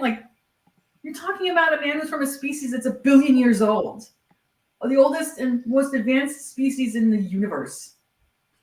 What are you talking about? None of that made any sense. None of it. The logical leaps in I know Russell's capable of better than this. Much better than this. I'm not angry, I'm just disappointed. Cinnamon, you can go ahead now and give your rating. Interesting. 10. No, I'm not joking. I think a strong 7. I probably would have given it an 8, but because of the messaging, inconsistent messaging, and that downright offensive ending. How dare you, 15-year-old petulant child, think you know better? No. So yeah, let down by an ending, but I liked it. I did enjoy it, and like I say, I went to bed happy, and I can only hope the next one is even just as maybe good or even better, and hopefully everyone else can maybe get some sort of enjoyment out of it. I won't hold my breath, but yeah, a 7. Okay, Jack's score is definitely going to be interesting. So, Jack, 1 out of 10, and I only give it that because of all of 3 minutes, it gave me hope, and then snatched it no, away. that wow. I mean, yeah, would that be the first 3 minutes of the episode? Because I thought the first couple of minutes were actually pretty decent myself. It would be, yeah, it'd be the first 3 minutes of the episode, and then I just immediately thought the acting's a bit shite. Okay. So, That's fair. You have to speak your mind. Obviously, Daniel hasn't watched, so we won't ask Daniel because it wouldn't be fair to put him on the But spot can I there just like that. quickly also just quickly squeeze it in? That does not. What does that say? That you can have me at one end of the spectrum and then Jack at the end of the strip spectrum, and that's what makes this channel just Bigots! just that's what makes this channel just a cut above the rest, because this isn't an echo chamber. This is the place where you get true, diverse opinions from multiple different people from different backgrounds. And Well, I different try my opinions. best. I do try. It's very hard to get people on with different opinions because, and then they accuse me of being an echo chamber, but yet they won't come on. But you're right. And yet we got we do two try. women and disabled people and people of all different orientations. and I've Yeah, got my own spectrum. and a crazy Irish man heading it all. So and now we've got And the a Scottish cereal. fella. Now we Cereal. got the Scottish. Yeah, now we've got the Scottish fella coming up now for all the way from Scotland. The one, but not the Scottish Davros fella. No, the real super doctor one. That Scottish fella. So what would you give this, John? Honestly, what would you give this out of 10? I would give it a 3 out of 10. It was absolutely dire. The performances were dire. David Tennant looks completely worn out, lost his vigor, lost his enthusiasm for the role. It's like his performance is definitely not the same as what it was in Series 4. It's just absolutely no character development whatsoever in the show. Just absolute trash. The only good things about it was the title sequence. Couple of minutes into it, the new TARDIS console room, and that's about it. Right, it's my turn. I've been thinking about this since I've watched the episode, because I've watched it a couple of times since. Because, as I said, if you watch me in the watch along, I did enjoy and have some laugh out loud moments, like some people on the panel. But it's those last 10 minutes that I really can't forgive, because, and I do believe that David Tennant in some scenes just didn't look bothered. That's just my opinion. Can I just say something really quick? Yeah, go on. I just want to say I was having a bit of a bad day when you did that stream, but I managed to catch the last 10 minutes, thankfully. And that bit where you began shouting and punching the table just cheered me up so much. The bit where your heart. No, Lee, it was the bit where he went, I knew it. I just absolutely, that was the best thing ever. Yeah, I fucking lost the plot there.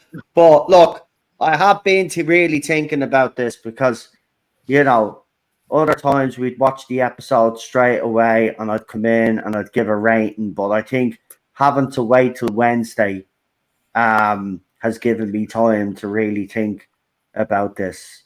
For me, I'm just going to give it a 5. And to me, that's average. As I said, Even look, with all that woke messaging, even with all of that. yeah, this is what I'm saying. I'm taking the 5 points away because of all the woke messaging. But you said it was an average episode anyway. Yeah, it's still an average. But there were still things in it that I liked. I can't change the fact that I had a few laugh out loud moments. There were times in it where I thought that when he was talking about Wilf, that was a nice scene. I did like the Donna scenes. I did like when the doctor was in the taxi. I did like the battles. Like, there was some good stuff that I did like in it. The stuff that I didn't like was obviously the overpowered screwdriver, all the messaging. Do you Right, think I we did can go with think the some standards? parts that David was found in his performance in, but you know, I did like Donna back. I did enjoy that, and I think I actually am really being fair. I think 5. Listen, I don't think I've given. I've been generous give with it the a job. 7. I think I've given them a 5.5 or a 6. I'm giving this a 5. I mean, I think I'm being fair here. I've had time to think about. I'm not rushing into this rating. I did enjoy. I'm just going by the fact that you said without all the woke stuff, it would be an average episode. Yeah, and An average 5 would is be average. 5. What do you want me to give it? What do you want me to give it? What would Like you you? said- What would you? Right, if you were me, what would you give? Wait, What would you give it? As I was just trying to I'm say, sticking with me if rating. It's a you're- 5. you're If you don't saying like it's it, an you average- can yeah, go no. and you can go and fucking go skiing in the Alps or something. I'm sticking to me 5. asking you if an average. He wants me score- to hang on. How come It's he's asking me to fine. justify my score, but he's not Hold asking the on, rest let of me them to answer justify you. theirs? Let me ask. Ours are The reasonable. fucking boat, man. Because I gave it a 5. Because they said the reasons why they liked it, and it outnumbered the. I did say the reasons why I liked it. Would you like me to spell out the reasons again? Let me Would just- you like me let to spell out the reasons Stop. again? Let me just wait.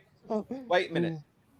So, if an average score out of 10 Yeah. is 5, and you said without the woke stuff, it would be an Mhm. average.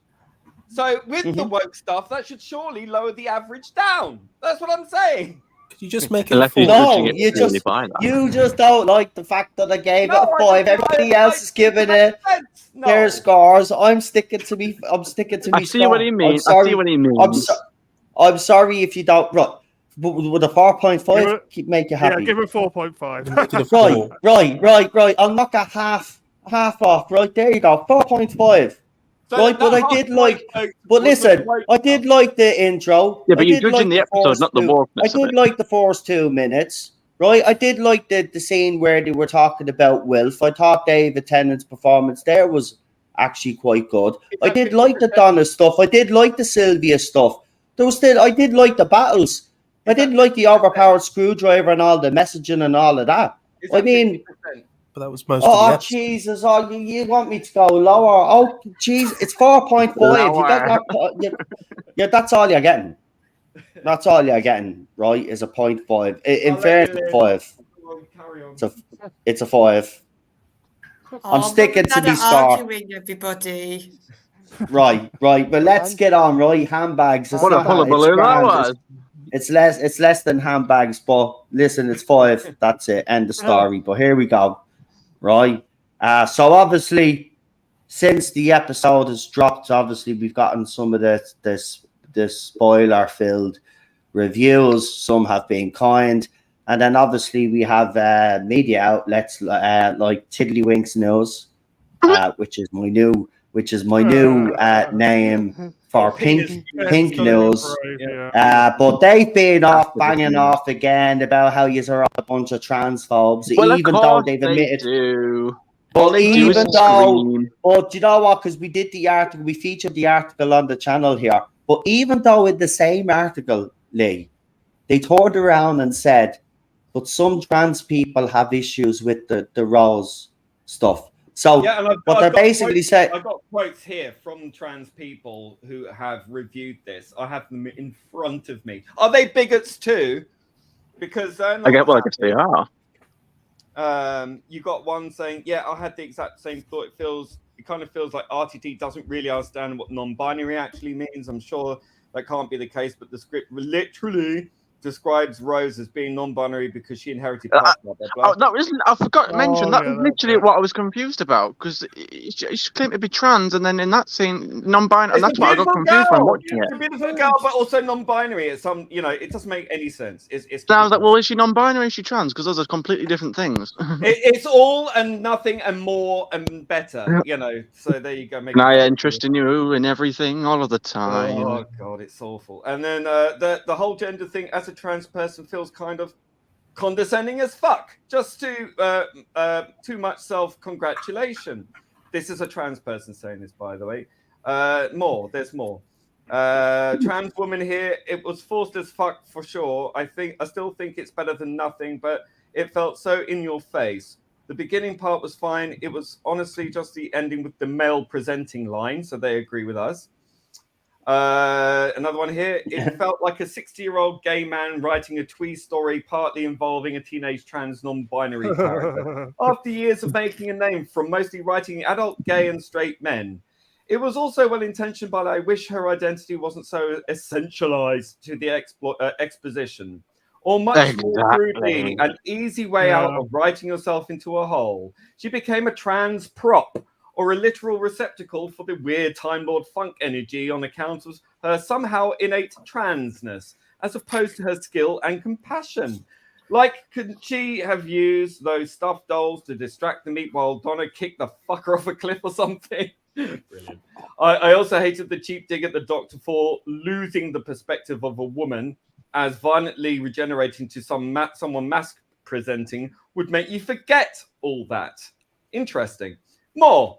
Doctor Who, Star Beast. I agree. The trans non-binary stuff really missed the mark, in my opinion. Maybe it's a better introduction into trans people in media for people who aren't already in that community, but I found some of it a little confused, clumsy, and verging on distasteful. What a bigot. I'm really interested to see reviews from other trans people in the next few days. Don't have to wait. Here's another one. Yeah, I'm non-binary myself. And I was cringing at the non-binary line alone. I get what Russell T Davies is getting at, especially given how hostile UK media is towards trans people. I don't know what planet you're living on, but most of the UK media is totally on board. Well, most of the world media. But anyway, but it was such a bit too much combined with the male presenting line. There's already a moral panic about us. I don't need people screeching about Doctor Who using more niche Q-word language, even though you use a gay slur there. More. I'm non-binary too, actually. Made this account before I realised. Lol. Apparently, just realised. And that was actually something I debated, including in my original content. There's really a gross tendency to consider non-binary people as women light, to completely ignore masculine and AMAB non-binary people. Don't ask. I don't think AMAB, a male presenting. I don't know, whatever. I don't think this was the intention, but it feels like it comes way too close to that for my comfort. And yeah, the gender essentialist stuff, this is their language, stuff is exactly my issue with it. I know RTD is gay and he's done a ton of work in terms of LGBTQ plus representation in UK media over the decades, but this... It's all I'm good for. He talks a lot to the BTS episode, but how he wants to normalize trans representation for kids. Got to get them while they're young. Which is great, but gender essentialism is directly opposed to normalizing trans people in society. It's a cheap joke that undermines the rest of the episode. More! A trans character up until that moment, but then we have the garbage line, are you going to assume pronouns? This is so badly written. Just why? Why do we have to have this incredibly forced line instead of something subtler like he? And Doctor goes, oh yeah, fair enough. And what do you go by, beep? Don't you see how much better this is? Not really. But the worst offender is the non-binary scene. I was so disheartened by that scene because turning those words into this forced garbage genuinely took me out of this story. Bigots! All bigots. Oh, yeah, Pink News would call them all bigots, surely, because... So am I led to believe that the whole reason that Rose is trans is because of this meta-crisis thing? So she's not trans. She's not trans because she's decided she wants to be, just by her normal, just her decision. She's only trans because of the Doctor. Yeah. Well, yeah. So is Russell going to get cancelled for that because she's not actually really trans? She was forced into it by the meta crisis and the Doctor, Donna, and that's that's influenced her subconsciously. So she's not actually Kim of it herself. Well, I can't believe he hasn't been cancelled over the Davros thing for comparing Davros to a disabled person. Yeah, because all disabled people are evil. Yeah, and they all look like Davros, I guess. You know, I mean, when Gillian Bingham came on screen, I hid behind the sofa. I was sweating buckets. She was actually quite nasty. What did she do? She sent a whole bunch of men to their deaths. Did nothing about it. and then sits there smug as the Doctor gets belittled after saving the universe. She is evil. I'm I was going sorry. to say Yeah. what Russell. Oh, What so me Russell and John could have do- matching profile pictures. Sorry, I was Jack. going to say what Russell could do is what's the name of the lady in the wheelchair again? Shirley Ann Bingham. Okay, her. Yeah. If Oh, they Ruth could Madley go- is actress. Yeah, they could go back to Skaro when Davros is, and she could come into the room, and Davros could go, "That gives me an idea." I can't see the legs off his arm. Oh, This is my so grand many design. ideas, for God's No, but you're sake. talking about cancelling. Let's see But what that's View how can do bad it on is. Saturday night, folks. Yeah. They're going to go down, I think. Like Oh, the yeah. Hindenburg, yeah. Yeah, let's talk about the rating. So 5.08 Yeah. 08 rating overnights. Right now, this is some of the responses that I've had. Not Lee's had some responses as well, and other people Just a few. on social media. But this is what I've been told. Right? Oh, ratings don't matter. Just a Oh, few. screw the ratings. Oh, Right? yeah, they Listen, do. listen. So when Yeah. nobody's Right. watching the show, it doesn't matter. Listen, But when but nobody's hold on, watching, but hang on. This is the thing, right? For all you newbies that have come into Disney Who, or Gender Who as I call it now, right? Listen, yous are sorely mistaken. Yous need the ratings because Yep. Jodie Whittaker's era was being canned until RTD stepped in. I think people forget that. The ratings were so bad that they were going to can the show. So if you think that BBC are going to continue, allow Doctor Who to continue lose ratings and stick on the Saturday primetime spot that they currently occupy, then you're living on cloud nine. Those ratings will have to go up. But remember, right, spinning this that, oh, this was the best debut of a drama in 5 years, right, or whatever, wherever. Well, Yeah, but or whatever, you see but- what's been on TV for the last 5 years. Exactly. It's been shite. Bullshit. That's what I'm saying. The quality and the standard of TV has completely gone down. Again, though, Yeah. I will counter that by saying, okay, you can have that little victory there that it's the best drama launch and whatever. But then I'll put it to you a different way then, right? Okay, this was the first episode of a trilogy to the 60th anniversary Should have of got 10 Doctor Who. million. Now, to put it in context, the 50th got over 13, I think PD said. Wasn't it 13? Nearly 12 points something, PD? 12.8. 12.8, Wow. That was Right. overwhelming. right? How the 12.8 for a mighty 50th anniversary, though, right? Yeah, because Doctor Who, because Jack is right, though. Jack is right. It was a little bit underwhelming, though, because it was the 50th anniversary year. But remember, Moffat's era was actually on the decline. It was the 50th Power of the anniversary, and they Doctor. hyped it. Power What? of the Doctor was more of a bloody 60th anniversary special than this was. I know, at least Yeah. it featured Yeah. this some old is more of Yeah. a Series 4 kind of special than a 60th. I mean, if anything. Anybody on the That's still panel so here? cool. Anybody on the panel here think that the Power of the Doctor was better than this? Yeah, Me. I do. Yeah. From what I've seen. No. I didn't really watch it, but It probably was yes. more of a celebration. I will.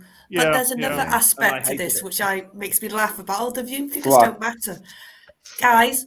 This isn't just the main show they're launching. They're launching Yeah. spin-offs. They're launching a Yeah. whole universe. If your main show isn't doing gangbusters, who's going to be bothered to watch a spin-off about Unit? Exactly. I was looking forward Yeah. to Ace. No. Look at the And Marvel. what'd be even Look what's going more on with Marvel. embarrassing, though, but what would be more embarrassing, though, for RTDs, if you get someone in to do a spin-off show, they do a better job than him, and then the spin-off ends up being better than Doctor Who, then what you've basically Yeah. done is you've ruined the reputation of an over 60-year-old franchise, and for fucking what? I can just Oh, imagine. but no, I can guarantee that will happen if, for example, we get that rumoured 8th Doctor spin-off and Russell's Yeah. not writing it. Yeah. Yeah, Yeah. get Toby Whithouse to write it and he upstages Russell. I can just imagine the conversation. It would Yeah, just but be- everybody will watch that, and we'll watch that Yeah. because it's That's No, the it's- thing. We'll watch it because we want Paul McGann, and if anybody could do it justice, it would be Toby And Whithouse. he wanted So to do I'd it. be- When I met him, he said he sounded like, to me, like he was well up for it. He even brought it up when I was speaking to him. He was the one that instigated that conversation. I think it's very fair to say that he's more than down to do this, if that was to Yeah. happen. Jack was actually trying to say something there, but he got getting cut off. No, Oh, it's all right. sorry, Jack. It's fine. Go I ahead, know I buddy. haven't got the best mic. I was just going to say, I can imagine how that conversation would go down with Russell, like with the person writing the Eighth Doctor series. He'd be like, "Sorry, could you just tone it down a bit, just so I could catch up?"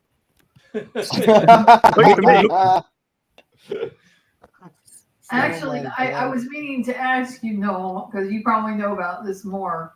Those ratings, that's just from BBC, right? That's just Yeah, the all viewing the figures BBC alone. That's not Yeah. iPlayer.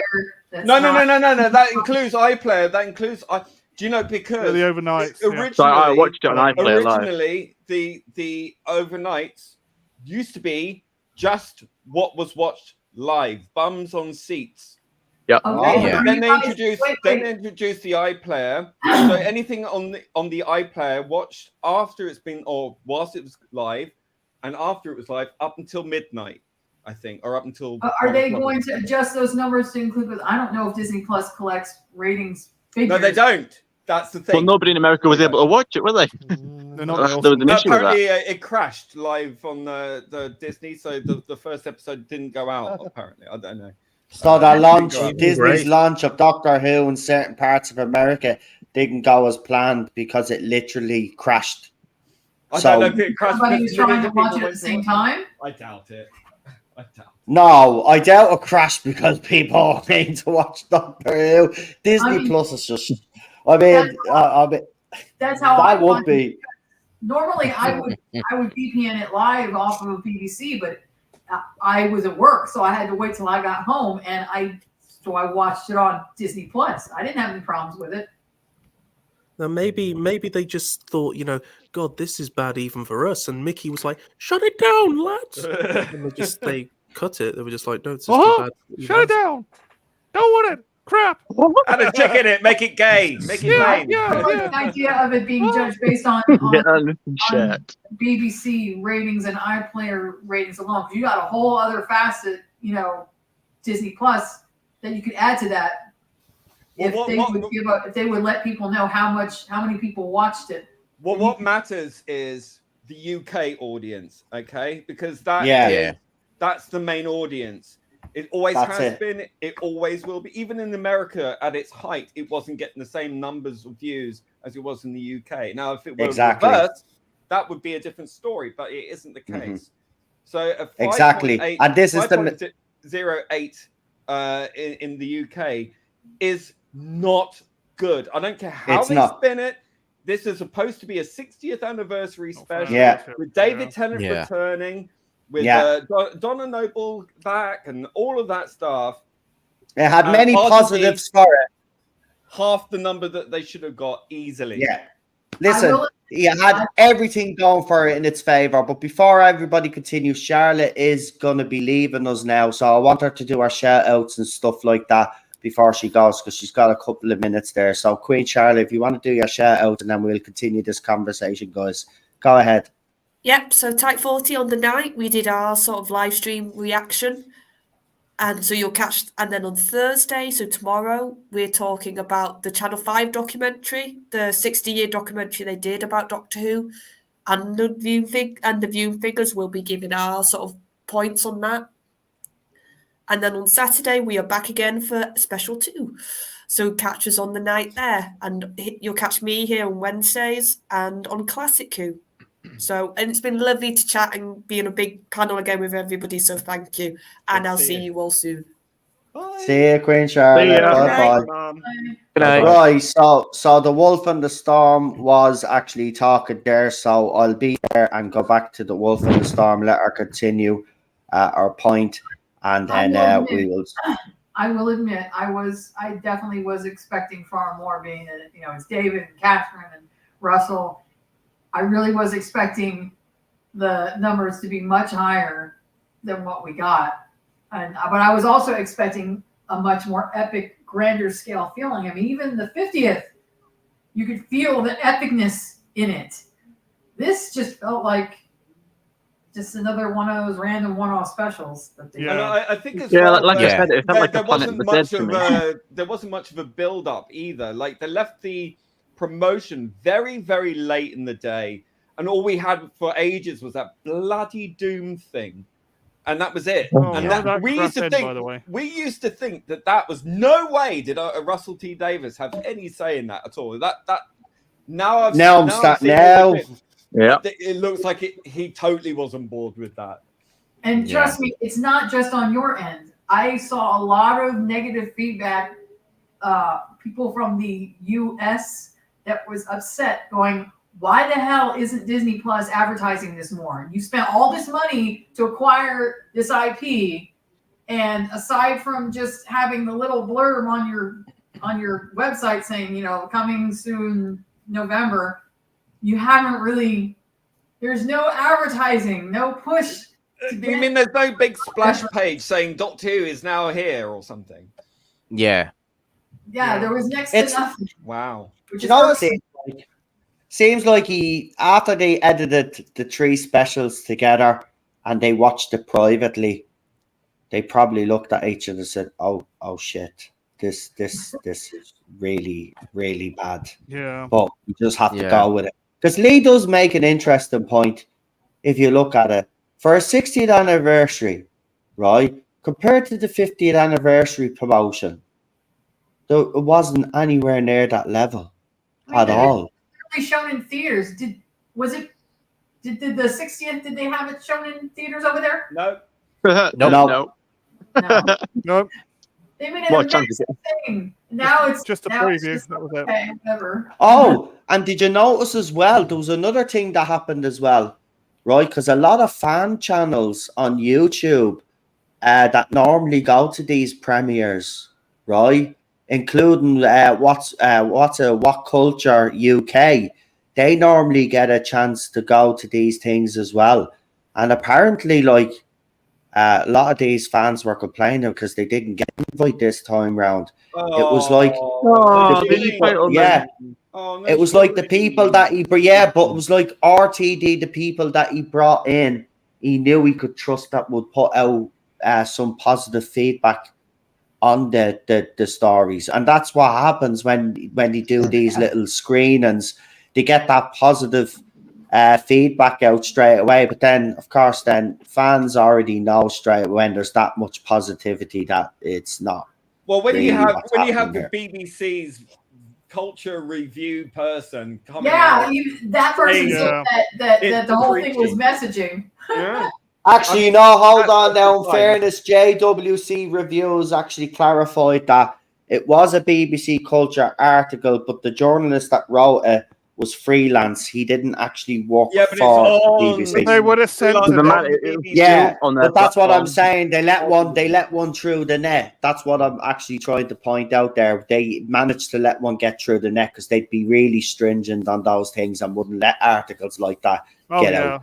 But one Yeah. did get out. So, I bet he like, won't be getting any work at the BBC but- for any time soon. well, I tell you one thing. His review, though, was probably the most spot-on review out of the whole And the lot of most them. cited. And the most honest. Mm. And the most honest and spot on the nose and what he said. It was basically a platform, a vehicle, a machine for the message. And that's the way it did come across. And he ruined a lot of that. And even that's what the journalist even says, that there was a lot of good stuff in this, but then it kind of does get overpowered by the end with all of this messaging nonsense. We got a Facebook user as in the chat saying hello. Remember, if you're if you're on Facebook and you haven't done the thing so I can see your name, then you have to leave your name in the chat so I know who I'm saying hello to.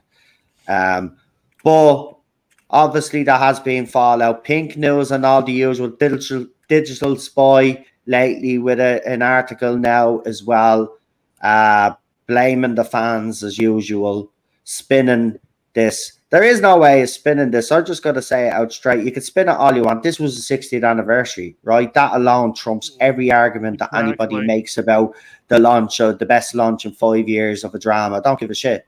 this was the 60th anniversary. Do not tell me that a 60th anniversary can't get more than 6 million views, or 7 for that fact. Right? Jodie Whittaker's first episode, right? We hate to admit it, but it's the truth. Jodie that's how Whittaker's much first damage. episode That's how much damage that era has done. Yeah, and not only that, Yeah.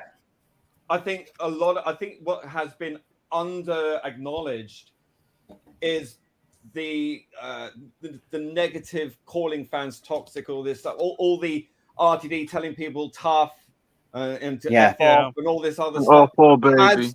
Has been noted by a large number of fans who, without those large number of fans on board, I'd say at least 50%, you are also forgetting that they know people who know people, and they will have people around to watch with them, or they would, get other people to watch as well. They're out. And I will not be surprised, and I'm not making any predictions, but I am saying I will not be surprised if by the next episode, the overnights don't go down by half. I think people would have watched that episode and gone, what is this shit? I'm not watching this again. I would not be surprised. Like you said, Lee, the ratings don't tell you whether people watch from start to finish or not. No. So a lot of people might have just seen those first few, or like, count a view of like 5 minutes. Yeah, like they might have just seen those first couple of like, oh, is that a pronoun? And just been like, fuck that, and just switch straight on. Yeah. So, Lee, just Alonzi, and then gone. So, nice segue, because you brought it up there. So, you reckon that the ratings, or the viewer ratings are going to be down? So, give us an exact figure. I want you all to guess. I got it horribly wrong. Listen, I'll put my hands up. The night before, I said what will be a good outcome ratings wise for this show would be between 7 to 8.2, and I went with 8.2 million. That's what I thought, and I was absolutely wrong. And listen, yourself, Lee, and others that have been on this panel, during the Jodie Whittaker era, we were pretty fucking nailed on with these overnights. So I got it wrong horribly. I will say. Go on, Lee. I'll let you start. I will say when John the White put his poll up on Twitter, asking what you thought the ratings were going to be, I went with 4 and under. So I was wrong by 1 million, but in the wrong direction. But I think that could I reckon they could easily lose 1 million by the next episode, if not more so. It's purely because of people's gut reaction to what they were seeing on screen, because it was so heavy-handed, and people are so fed up with all this. Anyone who tuned in just out of curiosity to see Tennant back and all the rest of it will be this isn't the same. You think it'd be out straight away, yeah? You think they come in curiosity? Oh, curiosity killed the cat. I'm out of here. And if we look at Jodie Whittaker's first story, I think it's the same situation. I think it's going to fall off a cliff. Yeah, but right. So PD giving it a 3.5. So PD, why did you come to that conclusion? I just think you're going to get a drop off. I think you're going to get like a half drop off, or almost a half drop off. I just feel in my gut that's what's going to happen, because I know the normies. I know how many normies have been upset by all this. It's been speaking to them. It's like some of them are like, "Oh yes, I'm glad to see David Tennant back, missing the elephant in the room." But I've had a lot of other people say, "Oh, what a load of crap that was." So I think they've lost the normies, and it's going to drop down and keep going down and down until like you only got 1 million watching the Christmas special. We're back to Jodie Whittaker era. Yep. Right, so it's going to lose at least 1 million, at least, I reckon. It's going to go down, 1 million or 2. Right. Yeah. So PD and Problem Being have given their rating. We'll go with Jack. Well, I'd have to go. I'd say 3 to 3.5 million, and I think because, like you say, my mum and dad watched it with me. They were just nodding off. Like, wokeness aside, which they didn't really understand. This episode has proven that my mum needs glasses, because she couldn't tell that Yasmin was trans. To which I said, right, that's it. We're going to the opticians. Right. I got the set favors. So, yeah, I'd have to say about 3.5 million for me. Okay, Cinnamon. I hope it's less, honestly. What was the question again? What do I think the next episode will get? How many views? Yeah. Oh God, I thought this one would have got at least 6. I was quite surprised because just beforehand, I was watching the match and on my local radio, BBC Tees, an ad popped up for Doctor Who, and I thought, I mean, the promotion wasn't great, but I thought it'd been enough, maybe a bit last minute. So, but I did expect nothing massive, but a bit better than 5 was. It barely scraped 5. It wasn't like 5.5, 5 just gone on 6. It barely scraped 5. So it was quite disappointing. 0.8, yeah. It was less than I thought it was going to be. But for next episode, I mean, if you're including the average normies, I just thought maybe checking in because I remember that little show that you used to watch when you were a kid, David, a couple of years ago. Remember David Tennant? Oh, he's back on it, Oh, let's check it out. Oh, yeah, what's all that? No, I'm. Oh God, what happened to that? Oh, it's not the same show as I remember. Yeah, there'll definitely be people dropping off. I reckon. Maybe. Oh, gosh, maybe 500,000 to 1 million. Maybe. I'll just throw out a random number. There's not much thought into this, but I'll say maybe 4 point. Oh. If I'm lucky. You disappeared then. Say that again. 4.45, about there. Okay. I 4 don't even points think, something. I don't even think Neil Patrick Harris will bring this back. And the thing is, as well, No. Isn't he? By the way, what is isn't he? corpse cake? Isn't I he think in the someone next needs to one? explain that to me. But isn't he in the next one? But they didn't really the last one. advertise. Third Is he in the one. He's last in the last one. Last He's in one. the last one. Jinx is going to be in the next one, I think. The giggle. Oh God. Oh, Yeah, no, that, Yeah. If that doesn't kill it stone dead, I don't know. Oh, what- blue, whatever, yonder. Wild the blue next yonder. episode. Yeah, but wild blue yonder, crappy. Yeah, Still David and good. Catherine, the only cast members in the next one, because there's nobody else I've seen from any trailers. Wait, Jinx is in the next one. No, I think that's so. a giggle, isn't it? No, she's in the next season. I was going to say. What? Oh, yeah. She's in Okay. series 14 of season Oh, 1 who or series gives a 1. Well, that will Oh, definitely who kill that cares? season anyway. So if Yeah, well, yeah. Yeah. Do you know what I'm Well, going to get? What do you think of this? 'Cause Dan on his thing, he said that maybe Russell's got it out of his system now. no, No, Because if no chance. here's a question I think, because if by judging, because I don't even know how many people, like I said there, I don't know who's in the next episode. I've only ever seen, from the looks of it, I've only seen David and Catherine in the next episode, and if that's the rumors are fair. true, if any of the How rumors woke are can true, you get that? How woke can you get that? And it's only if the 2 rumors people in are it. true, then it's going to get even worse. Yeah, but it's like, Yeah, how can you it's say gonna it's out get his more system? wrong. Like the stuff has been filmed, so it's not like he's gonna go. Oh, I got that off my system. All right, we can go back to normal. It's like Yeah. Yeah, it's exactly. Yeah. Exactly. No, yeah, exactly. I fucking. down. Like he's at his pleasure. We've already made whole 2 seasons. But the But fact bloody he's hell, I made it don't feel back like to making back, this rubbish anymore. the fact it's made it back to back shows me that he has got no confidence in this. I think he just wants to pile through Kill it this, get it as much filmed as possible, get as many seasons as possible. Maybe Shooty's on his way And out. then all his energy into Shooty's era. Yeah. And then- Basically. Lee, Dirty do you old think man. he's trying to do this as a stepping stone to get to Marvel or something? I don't know. No, I've I got don't that give a horrible crap at this feeling he's stage. doing it. By the time he gets there, Marvel will be dead. It's like, Well, I yeah. want to be the next Kevin Feige. that's it. Next Kevin Feige. Oh, Bro, I think Okay. in the ratings it's got. I'm gonna go between 4.3 million because I don't think the drop off will be as major. I think this Yeah. will be like the Whittaker era. I think it will slowly drop off, but it'll depend on. I'll tell you what will happen. They'll if the last episode, the second episode, how that ends will determine whether this drops off a complete cliff or not. I think. Yeah. I mean, I what's don't he think- going to say? Is he going to be so smug and arrogant when if the potentially gets if one of his episodes actually is the lowest rated episode of all time, even including Battlefield Part 2 or whatever it was, if he actually gets that low, what is he going to say then? Because Do you he's think he seen needs as a to be humbled? Does he need to be humbled though? I think he needs to be humbled. And let's be clear. These are overnights that we're talking about, not Yeah, consolidated. just the overnights, not consolidated. That comes just out today. overnights. Yeah. Consolidated comes Yeah, I out. don't think the consolidated. Yeah, the consolidated. What? Probably add an Because extra. all I'm what? seeing Well, that right now is a lot of patting himself on the back and aren't I virtuous? Aren't I just so amazing? Aren't I just looking out for all these groups. I just a champion for the disabled. I just a champion for the trans. Am I not It- the T to kill? It's such a pity, though. To kill. It's such a pity because it's the 60th. You know, Yeah.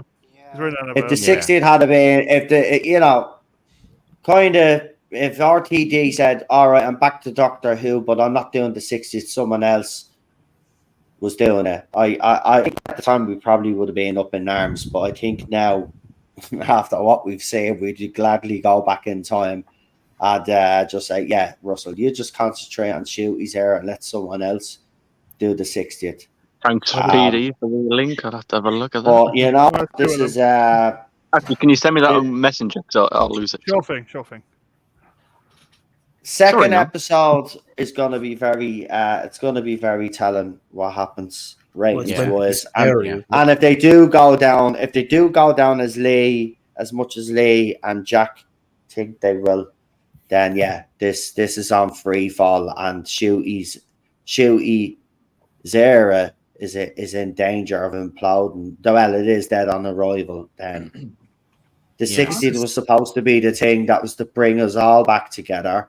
It was also to reinvigorate the show, but instead, we're sitting here talking about the fact that he's literally slapped us across the head with Davros. Is And- Shooty and Gatwa his as message big a across. draw as Tennant was? I don't know. 'Cause I don't Tennant know. doesn't have the same drop. No, He doesn't have yeah, it. yeah, but he doesn't. But does Shooty Gatwa, like, because he's so over inflated in terms of how he's sort of everywhere and a big massive star. He was in Barbie, blah blah blah. Winning the But world. Is he really that big a draw? No. Will he I bring in know that of his net- personality. He's apparently his personality is great. His personality. He is infectious. I've watched Sex Education. The fan of Yeah, it was it a makes bit me feel like naff, I've but- got an infection. That's for sure. Yeah, I don't. I think he is a good actor. Is he good for Doctor Who? I suppose that remains to be He's seen. flamboyant for me. I couldn't say I have yet to see him. Yeah. But what I will say is, I think, like you guys have said, there'll probably be somewhere a million drop off. I think the second special will be somewhere in the 4s. I do think though the third might uptick somewhat because this Neil whole thing with Neil Patrick Harris playing the toy maker, it's been Less than big. time maker, yeah. It's big deal character. They've been pushing it like from the jump. So I think people will be very curious to see how he plays this particular character. So I do agree with that. But there'll be people terrified watching that episode because obviously the Celestial Toy Maker is classic Who, and this, yeah. very frank in saying that this is not the kind of Doctor Who that you're used to. And I don't mean the messaging. I mean, he said that it's not your typical Disney fare. Like it's going to be very dark. He said this is going to be dark. Like, I didn't see it. Well, Stephen I Moffat mean, did, yeah. we'll see. Remains to be seen. I have to It's say, only- but Season 8. special. It's gonna be Oh. nasty. It's only going to Well, that- scare the classic Doctor Who fans. And normies. It's only scared normies. so Russell, why did you come? Why did you come back? Like, what was your real motivation for coming back, Russell? Well, I'm going to be honest with you, Noel. Well, the reason I wanted to come back. I'm was sorry, because are there two of me in here? That's free, I darling. think that I need to agenda push. I'm sorry, I don't know what that is, but it's certainly not me. Anyway, so I was saying, Noel, I It's your came echo. back- Stop talking over me, Jesus! You talk over me all the time. Right, as I was trying to Marvelous. say, You know, I came back. I never did get to say. Oh, my- Let Russell T Davis speak. We have to hear Russell. Go ahead, No, no. Russell. No, look, listen. Women's voices are important. Women's voices are important. I was just gonna say I never did get to say what my opinion was on the TARDIS interior. Oh, well, go right ahead, darling. I'm sure everyone on the Yeah. stream would be very delighted to hear what you have to say. I think I'm gonna be the sole contrarian because Yeah, no, it worked for me at all. It's too big. There's nothing in it. I know. It is Well, so, we don't. Well, hang on. It definitely has other I love it. rooms. We Oh, shouldn't. come on. it was so We blank, shouldn't judge it yet. so It's white, Rainbow and Road. so just stark. I've never been one for TARDIS interiors that are cold and unfeeling because that ship is a living being. And even worse, there was no ambient TARDIS sounds in console room. Like how you're used to little noises. Actually, yeah, when David's doctor was pressing the buttons and all, there was no. She's right. Actually, there was no sound effect there. Actually, Wow. There was nothing. That's important. Foley, darlings. I know that a lot of people will say that 12's was so great and 11's was so great, but honestly, forever and a day, my favorite TARDIS will always be 9 and 10s because when you walk in there, Probably agree, yeah. from the sounds you hear to the beautiful corals, I know that the inside looks dumpy. It's been through that ship's been through hell, but that's the point. It's lived. Yeah, but it's it looked like it felt actually was a living thing. Seen things. It's That's been too through war. dark. And you shouldn't have a round console. What's that about? It should be hexagonal. At least I got that right. That didn't matter to me. What mattered to me is the love and care that he put into it, having to cobble that thing together almost from nothing. Because with his homeworld being gone, he had to go to different places to find parts just to keep it working. It always felt lived in. It felt alive and organic. Now, these new ones just feel cold. Just stark and cold. Well, Donna said it was a bit nippy. No, I get the reason that 11 did it after the Pawns left. It was an extension of his grief over losing him. I totally got that. It was a little bit better when 12 came because he jazzed it up with some furniture and some personal stuff, and the colors was a little different. So it was a little bit better. I'm not going to talk about 13's TARDIS. That was a piece of shit.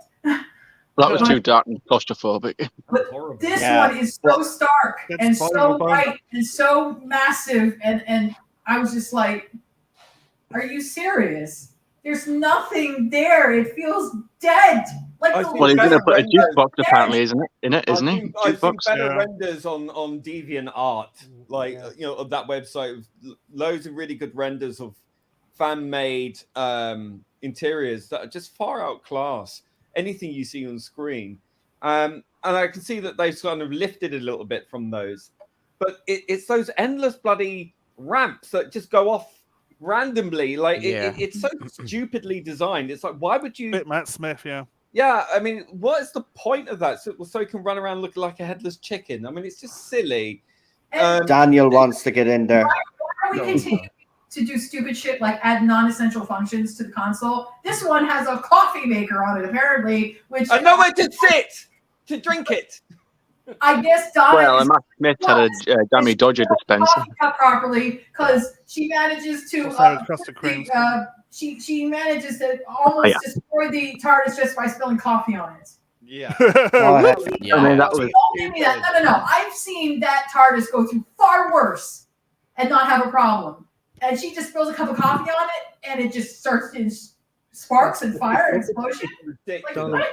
Really? darling, it wasn't just any cup of coffee, okay? It was one of my Welsh mockers. I think that goes through your system, you know about it. No. Sorry, RTD. Sorry, RTD. Sorry to cut across you, but we've got Daniel who would like to say something to you. What would you like to say, Doug? Your neighbour was started. That's a nice one. And the Davros is awesome, and his life support system. The test Davros is hashtag not my Davros, and the ratings are going to go down deservedly. It's to 3.4.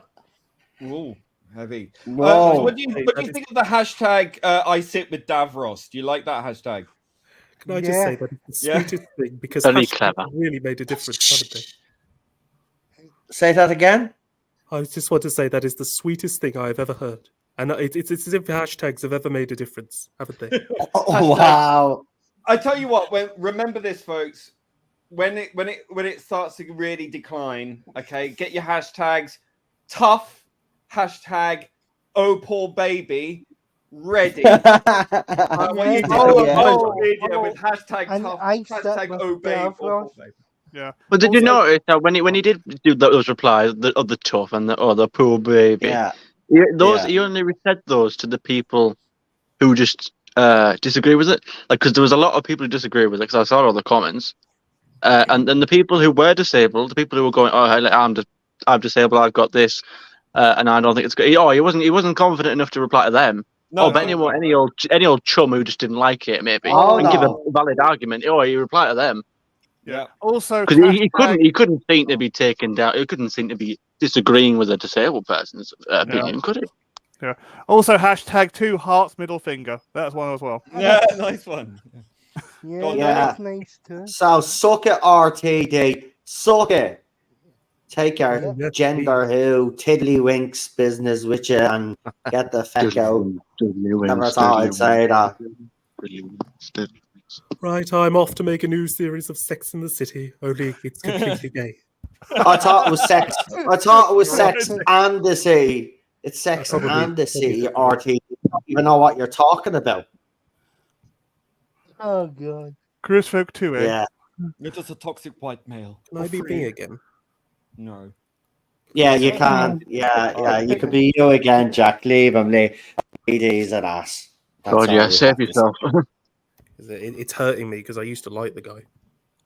I know. I know. No. Same as All Scott. joking aside, this is a serious issue. He has come in Yeah. and continued Chris Chibnall's work.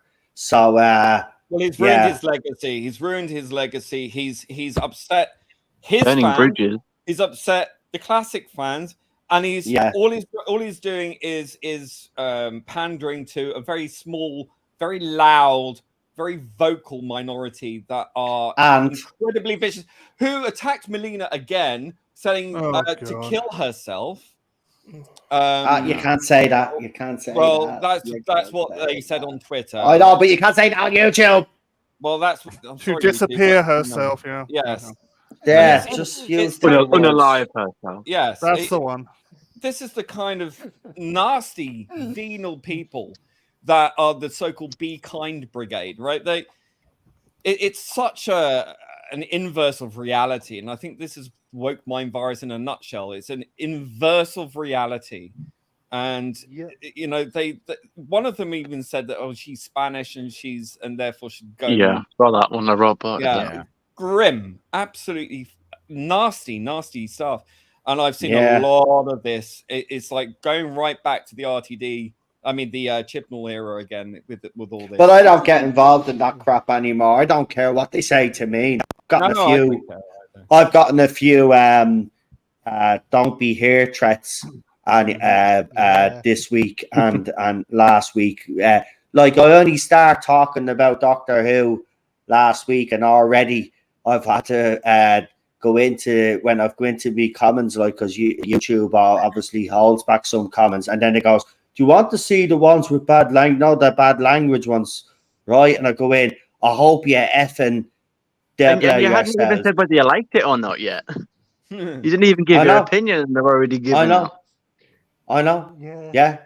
That's what I mean. But I've seen it. But listen, again, the media instigated this, as they always do. And, you know, it's always them. They put targets on fans' backs yet again, because anybody that criticizes RTD now is transphobic or whatever else is to come. You'll be that. And the worst thing about it is all of these people that this vocal, loud minority, they're nasty pieces of work. I mean, they say the most horrendous, and they get away with it. What I'll say is, don't let them stop you talking. Doesn't matter That's what it. they say; they can't touch you anyway. Just keep saying what's on your damn mind, and I will never change. I will always stick by my principles, whatever they are. And I will always speak my mind. I will not be That's the cowed most by a bunch of important thing little this time weeds round, though. who are trying to silence you or Yeah, silence me. but that's the They will most not important win. thing. But that's the most important thing this time around. The last time we played this game with these kids, we reacted. And a lot of us ended up emotionally hurt, and it got to some of us, right? It did. Yeah. Got to us all, right? Got to play it differently this time. Remember one thing. Lee is absolutely right. Everything that they throw at you are hurty words. That's all they are. Hurty words. Right? Yeah. They're not actually going to come over to you. Right? They're not going to do anything like that. So when someone says something about someone on the stream, which we've seen a certain person out there who I won't mention on this channel, but he's been shit talking other channels out there because he's got nothing better to do, because his own channel is a shit heap that nobody is actually watching on him unless he's actually bashing someone. But at the end of the day, all he's doing is doing that for attention. As soon as you give these fuckers, this is the lesson that I've learned from the pre, and I should have learned it a long time ago, and people were telling me this. But if I had took their advice a lot sooner, I'd be where I am now a lot sooner. But you've just got to ignore it. They want the reaction. And as soon as you react, even once, that's it. You've given them what they want. NPD And then is they'll what feed off that. Yeah. They'll feed off that. But what I don't like either as well, right? People have to remember that I've made my position clear, right? That I'm not getting involved in this drama, right? So I want to be kept out of it. It's nothing to do with me. My advice to everybody is ignore them. Now, if you're engaging with them, well then that's on you. The best thing you could do is ignore them, and that's the best advice that you're gonna get, because that is the only advice that you should actually take up, because it'll do you the Which is why world I of stopped good. applying to As them, because I soon- just couldn't yeah. be bothered getting engaging.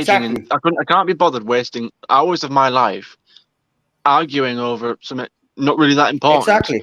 And then feeling really bad about it, like genuinely, like having it's not worth it in the long feeling run. so crap, and then like getting in another debate like a couple of days later, it's like, what is the point? And then feeling like, I want to walk away from Twitter, and it's like, oh, what is the point? Like, there's no energy. I'd rather spend it elsewhere.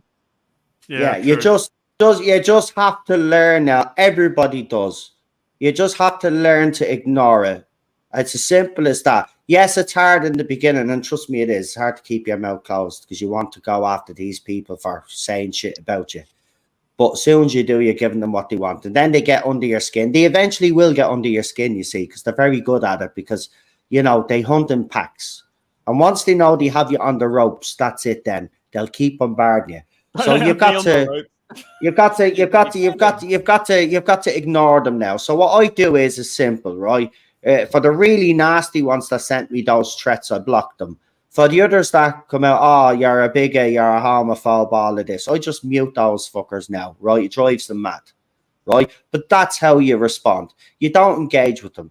It's as simple as that, because I'm not getting involved. I'm not getting involved in other people's shit. What I'm going to do is I'm going to concentrate on the people here that want to be here, talk about Doctor Who, and break all of this down for everybody. If other people start getting involved in other drama and we all get dragged into it, then it becomes a big mess. I'm not going through that again, what I did for 6 years nearly now. And Lee still gets it in the neck on fucking Twitter. Right? I get it in the neck on Twitter. Get on with it. I just, it gets to a point where they are so stupid in the.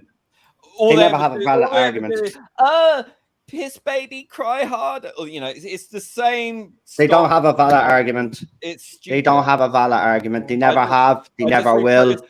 Repost them, and just show them for what they are, and then I mute them, and then that's it. I just leave it. That's it. No point. Yeah. No point. That's it. Them in their Exactly. lonely lives, eh, Russell?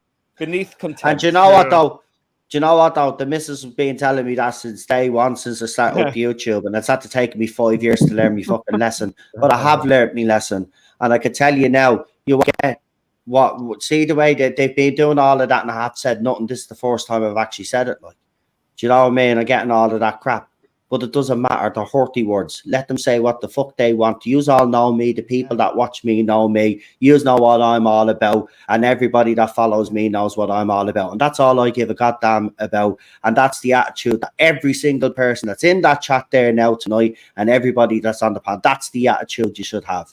At the end of the day, it's a fucking TV show. There's fucking worse things happening around the fucking world. Yeah. You know, these kids need to fucking cop on. They'll never cop on, unfortunately, but that's not our problem, right? That's not our problem anymore. It's time to stop reacting to these fucking idiots, because at the end of the day, right, this show is going to continue. I do agree with The Wolf in the Storm. I think the last episode might do something for the fact that it is leading into the Christmas special, but we have to wait and see, because I think the damage is done already and was done before this special dropped. And then he did the Davros stuff, and that Davros game didn't help. Before the episode aired. I know. Yeah. What an idiot. Yeah. I'm sorry. That is What, to shoot yourself, shoot yourself in the foot like that with a week to go when you're launching a 60 that was ill judged and stupid. It's like a woman playing mind games. in a toxic relationship. It is narcissism. Yeah. Sad. All the display of virtue signaling and all this kind of stuff is just to cover his obvious, clear, own, deep hidden biases and bigotry. And that's what I said. He's the one who's hiding it, not us. Yeah. That's what it is. It's projection. That's what I've been saying all week. It's all done to get a laugh. It's all done to, aren't they angry? Like really? Like, grow up. Is that all you're doing it for? Just to win? Or just to, we've upset them. We've only annoyed them. Well, grow up. Look at how he dealt with that disabled character. That was disgusting. Yeah. It was so patronizing, cheap. Yeah. And it was done. She deserved better. There was no character there. All she was some bullshit girl with an attitude, boss. And then smug, and then fired rockets from a wheelchair, even though the wheelchair was just like, not tethered to anything. A normal wheelchair, not even an electric wheelchair. It should have sent it through the wall because of that force that was unleashed. And it was so cringe, so utterly cringe. And disabled people deserve better representation than that. And I'm sorry, Davros is a timeless classic. He is much, not that anyone saw him as disabled representation, but the fact that he made such an issue out of it only highlighted that issue in a negative way.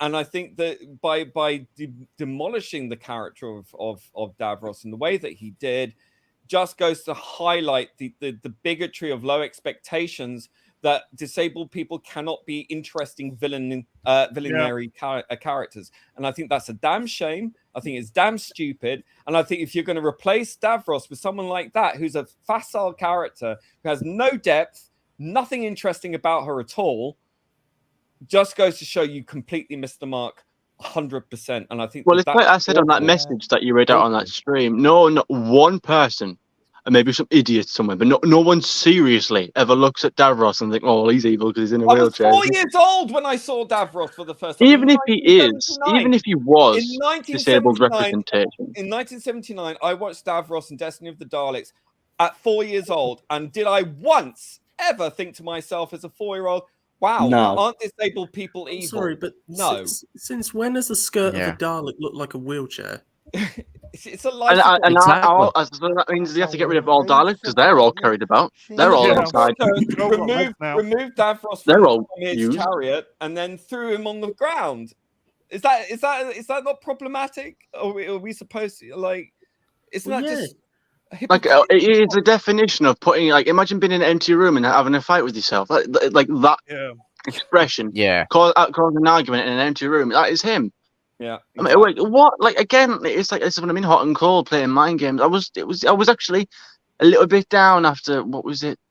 Oh, there was something again that brought me down. I can't remember now. There's been so many of it. And then it was a bit of good news again. And I was like, I was actually getting. I saw the trip. I was getting a little bit excited. And then bang, woke up with a sledgehammer right in my face. Oh, Davros scare. Oh yeah, well done, Russell. Trust you to cause a storm in a teacup. Just days before it comes out. It's what RTD needs to remember, right? He needs to know, and he needs to be told because God knows there's no one telling him this. He needs to be told that he is not the God of Doctor Who.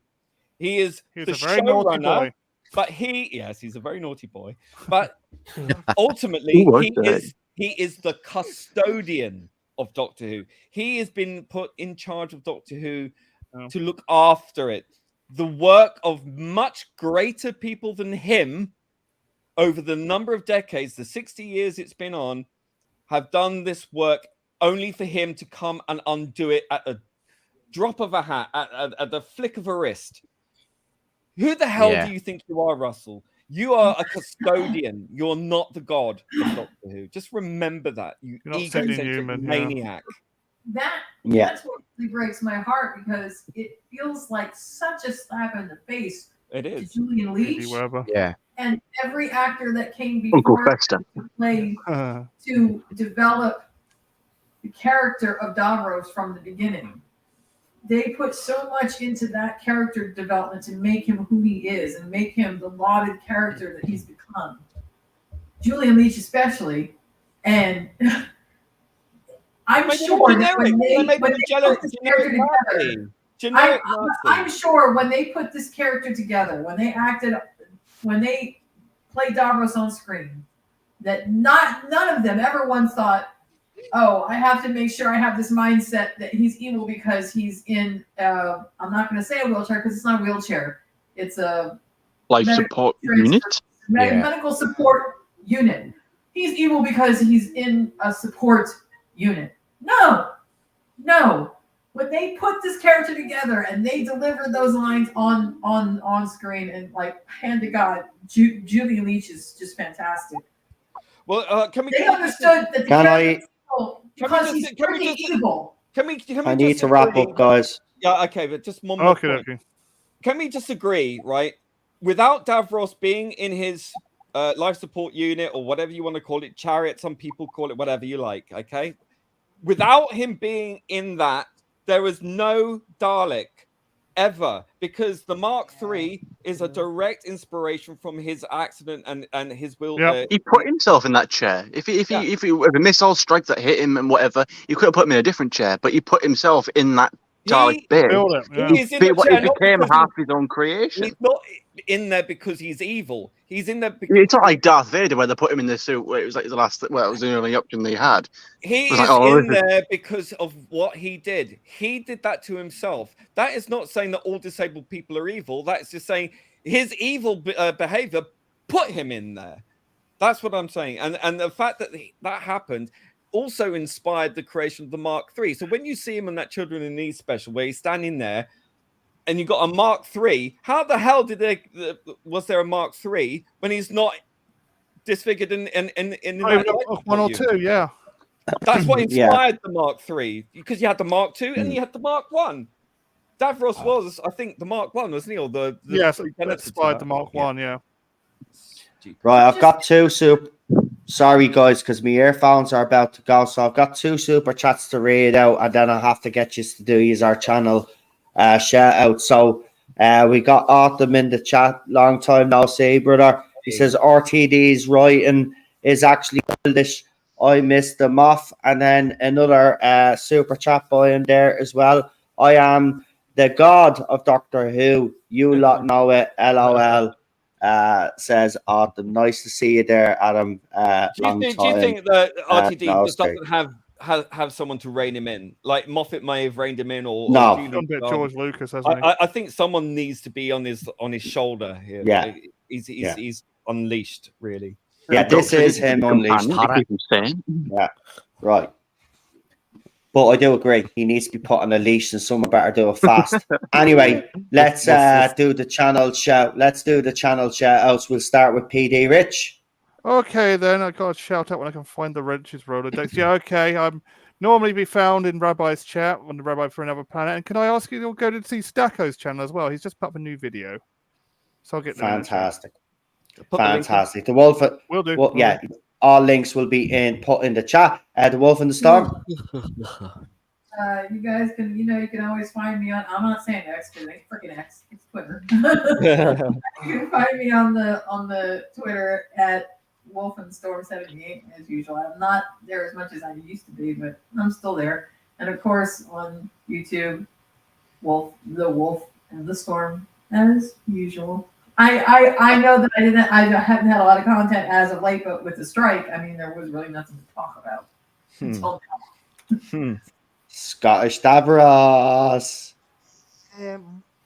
Our channel's called Scottish Davros and Friends are with pop culture. I did put up a new video tonight. Go and check that out if you're a wrestling fan. My Davros video now has got over 2,000 views, and my Wow. subscriber and my subscriber counts up if 455. So thanks. So to he's everybody. 45 away, guys. He's 45 away from Get being subscribing. monetized. So get fucking subscribing there. Do it. Do it now. So thanks to everybody that subscribed and continues to support me, because I do my channel are all you regard to this is the topic I do it for you guys and to entertain all you. So thanks very much for the support. Fantastic. Here. Jack. Okay, so you can find my main YouTube channel, Drawing Jackrabbit, where I review toys, because that's something that makes me happy and that I hope makes all my viewers happy. Just wanted to say thank you to everyone, because I have surpassed 500 subscribers now, so this is quite a big achievement. Haven't done a celebration for it yet, but plan to. I also have a second channel called Jackrabbit Podcasts, which I really want to get going soon, and I want to good. do quite a few streams on Doctor Who, Yeah. just to kind of say goodbye, I suppose.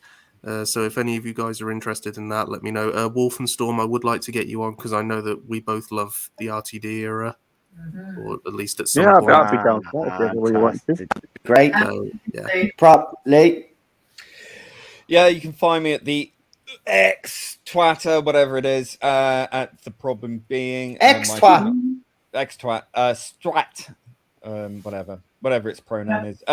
Then you've got my channel Ordred, audiovisual, or just at Ordred on YouTube. I am posting some new stuff soon. I've got a teaser trailer for a first Doctor audio that I've produced. So that first episode will drop in the next week or two. So fantastic. And I saw your work. Well done, buddy. Brilliant as usual. Have to say, really enjoyed it. Real Super Doctor. You can find me on Twitter, X, and you can find me on YouTube under Real Super Doctor. Cinnamon Toast. Well, you can find me on Twitter again, or X, but yeah, I can't keep up these days. Yeah, you can find me on X at Real B Beckett, but I'm gonna rebrand my Twitter. Yeah, I'm gonna rebrand my bloody my X handle. I'm just gonna call it Cinnamon Toast Crunch, just so it's easier, so everyone actually knows who they're talking to. Because I've got like 5 different names and 5 different things. Yeah. You troll. Yeah. Oh, I know. Tell me about it. I'm awful. I'm awful. Yeah. And then when I'm going to save up and actually invest in a laptop and maybe a mic or what have you, I think maybe then I will probably start finally doing my own videos. I know I've only been saying that for the past 5 years. But... you'll get there eventually. We all say these things. You get there eventually. And of course, I'm back tomorrow for the movie zone, and it is Swordfish. I haven't forgotten, so we are finally doing Swordfish tomorrow night. So come and join me. That's the John Travolta movie with Hugh Jackman. It's a hacker movie. It's actually a pretty good movie, I have to say. So that was the movie that won that poll. It looks like it in the Name of the Father is winning for the Movie Zone the week after. So that's Thursday. And then Friday, we're obviously back.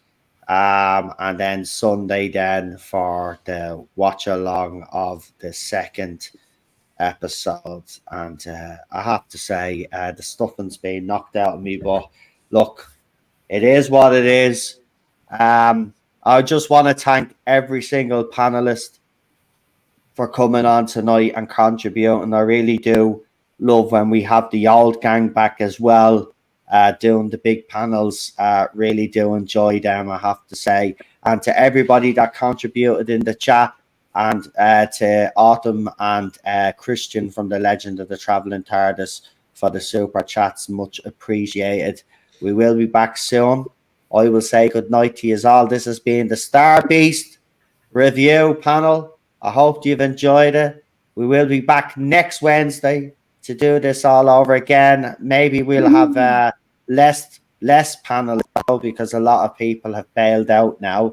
But that's RTD's fault. So it's you know, you reap what you get, what you effing deserve. That's it, you know. Yeah, I mean, as RTD would say, as he would say, tough. Yeah. Oh, poor baby. Good night, everybody. Enjoy the rest of your week. Enjoy your tiddlywink. And yeah, we will have more articles from Tiddlywinks and all of the other publications that are bashing fans. Don't you worry, folks. Plenty to come as well. Some, you know, live streams that'll just come out of nowhere because this is the media. I just want to say personally, though, thank you to the media, because without your stupidity, I wouldn't be talking about this. So I want to thank you again for being the idiots that we know they are. By the way, Rotten Tomatoes, congratulations on scrubbing the audience review. We know you did that before. We know you did that for the Jodie Whittaker era, but it's glad to see that you're still doing the same thing and making the same mistakes. But you know what? You won't silence the majority of the audience. The audience have spoken. RTD needs to do better. Some people believe he won't. I'm one of those people. I think this just gets worse. Other people are still holding out hope. For those people, I hope he does come true. But as Carlsberg don't do miracles, you know, there's no fucking point he is even thinking that he's gonna pull off a miracle. There ain't no miracle here. Right? Christmas might be coming up, but you know what? This is gonna be a stinker. Good night. Yeah. I'll see you later, folks. Cheers. And I'll leave with two of the trailers that Lee put together for me that I'm glad I'm actually playing again. So we'll start with the... Oh, I was going to ask you if you could play my my trailer for the audio thing, but I mean, if you... well, I could do it for the next stream. Yeah, next stream. Right. Yeah. I'll do it for the next stream because he's right. We'll give it a plug the next stream, but we're ready to go the next time. So good night, folks. We'll see you soon. Have a good one. Thank you. Bye. No.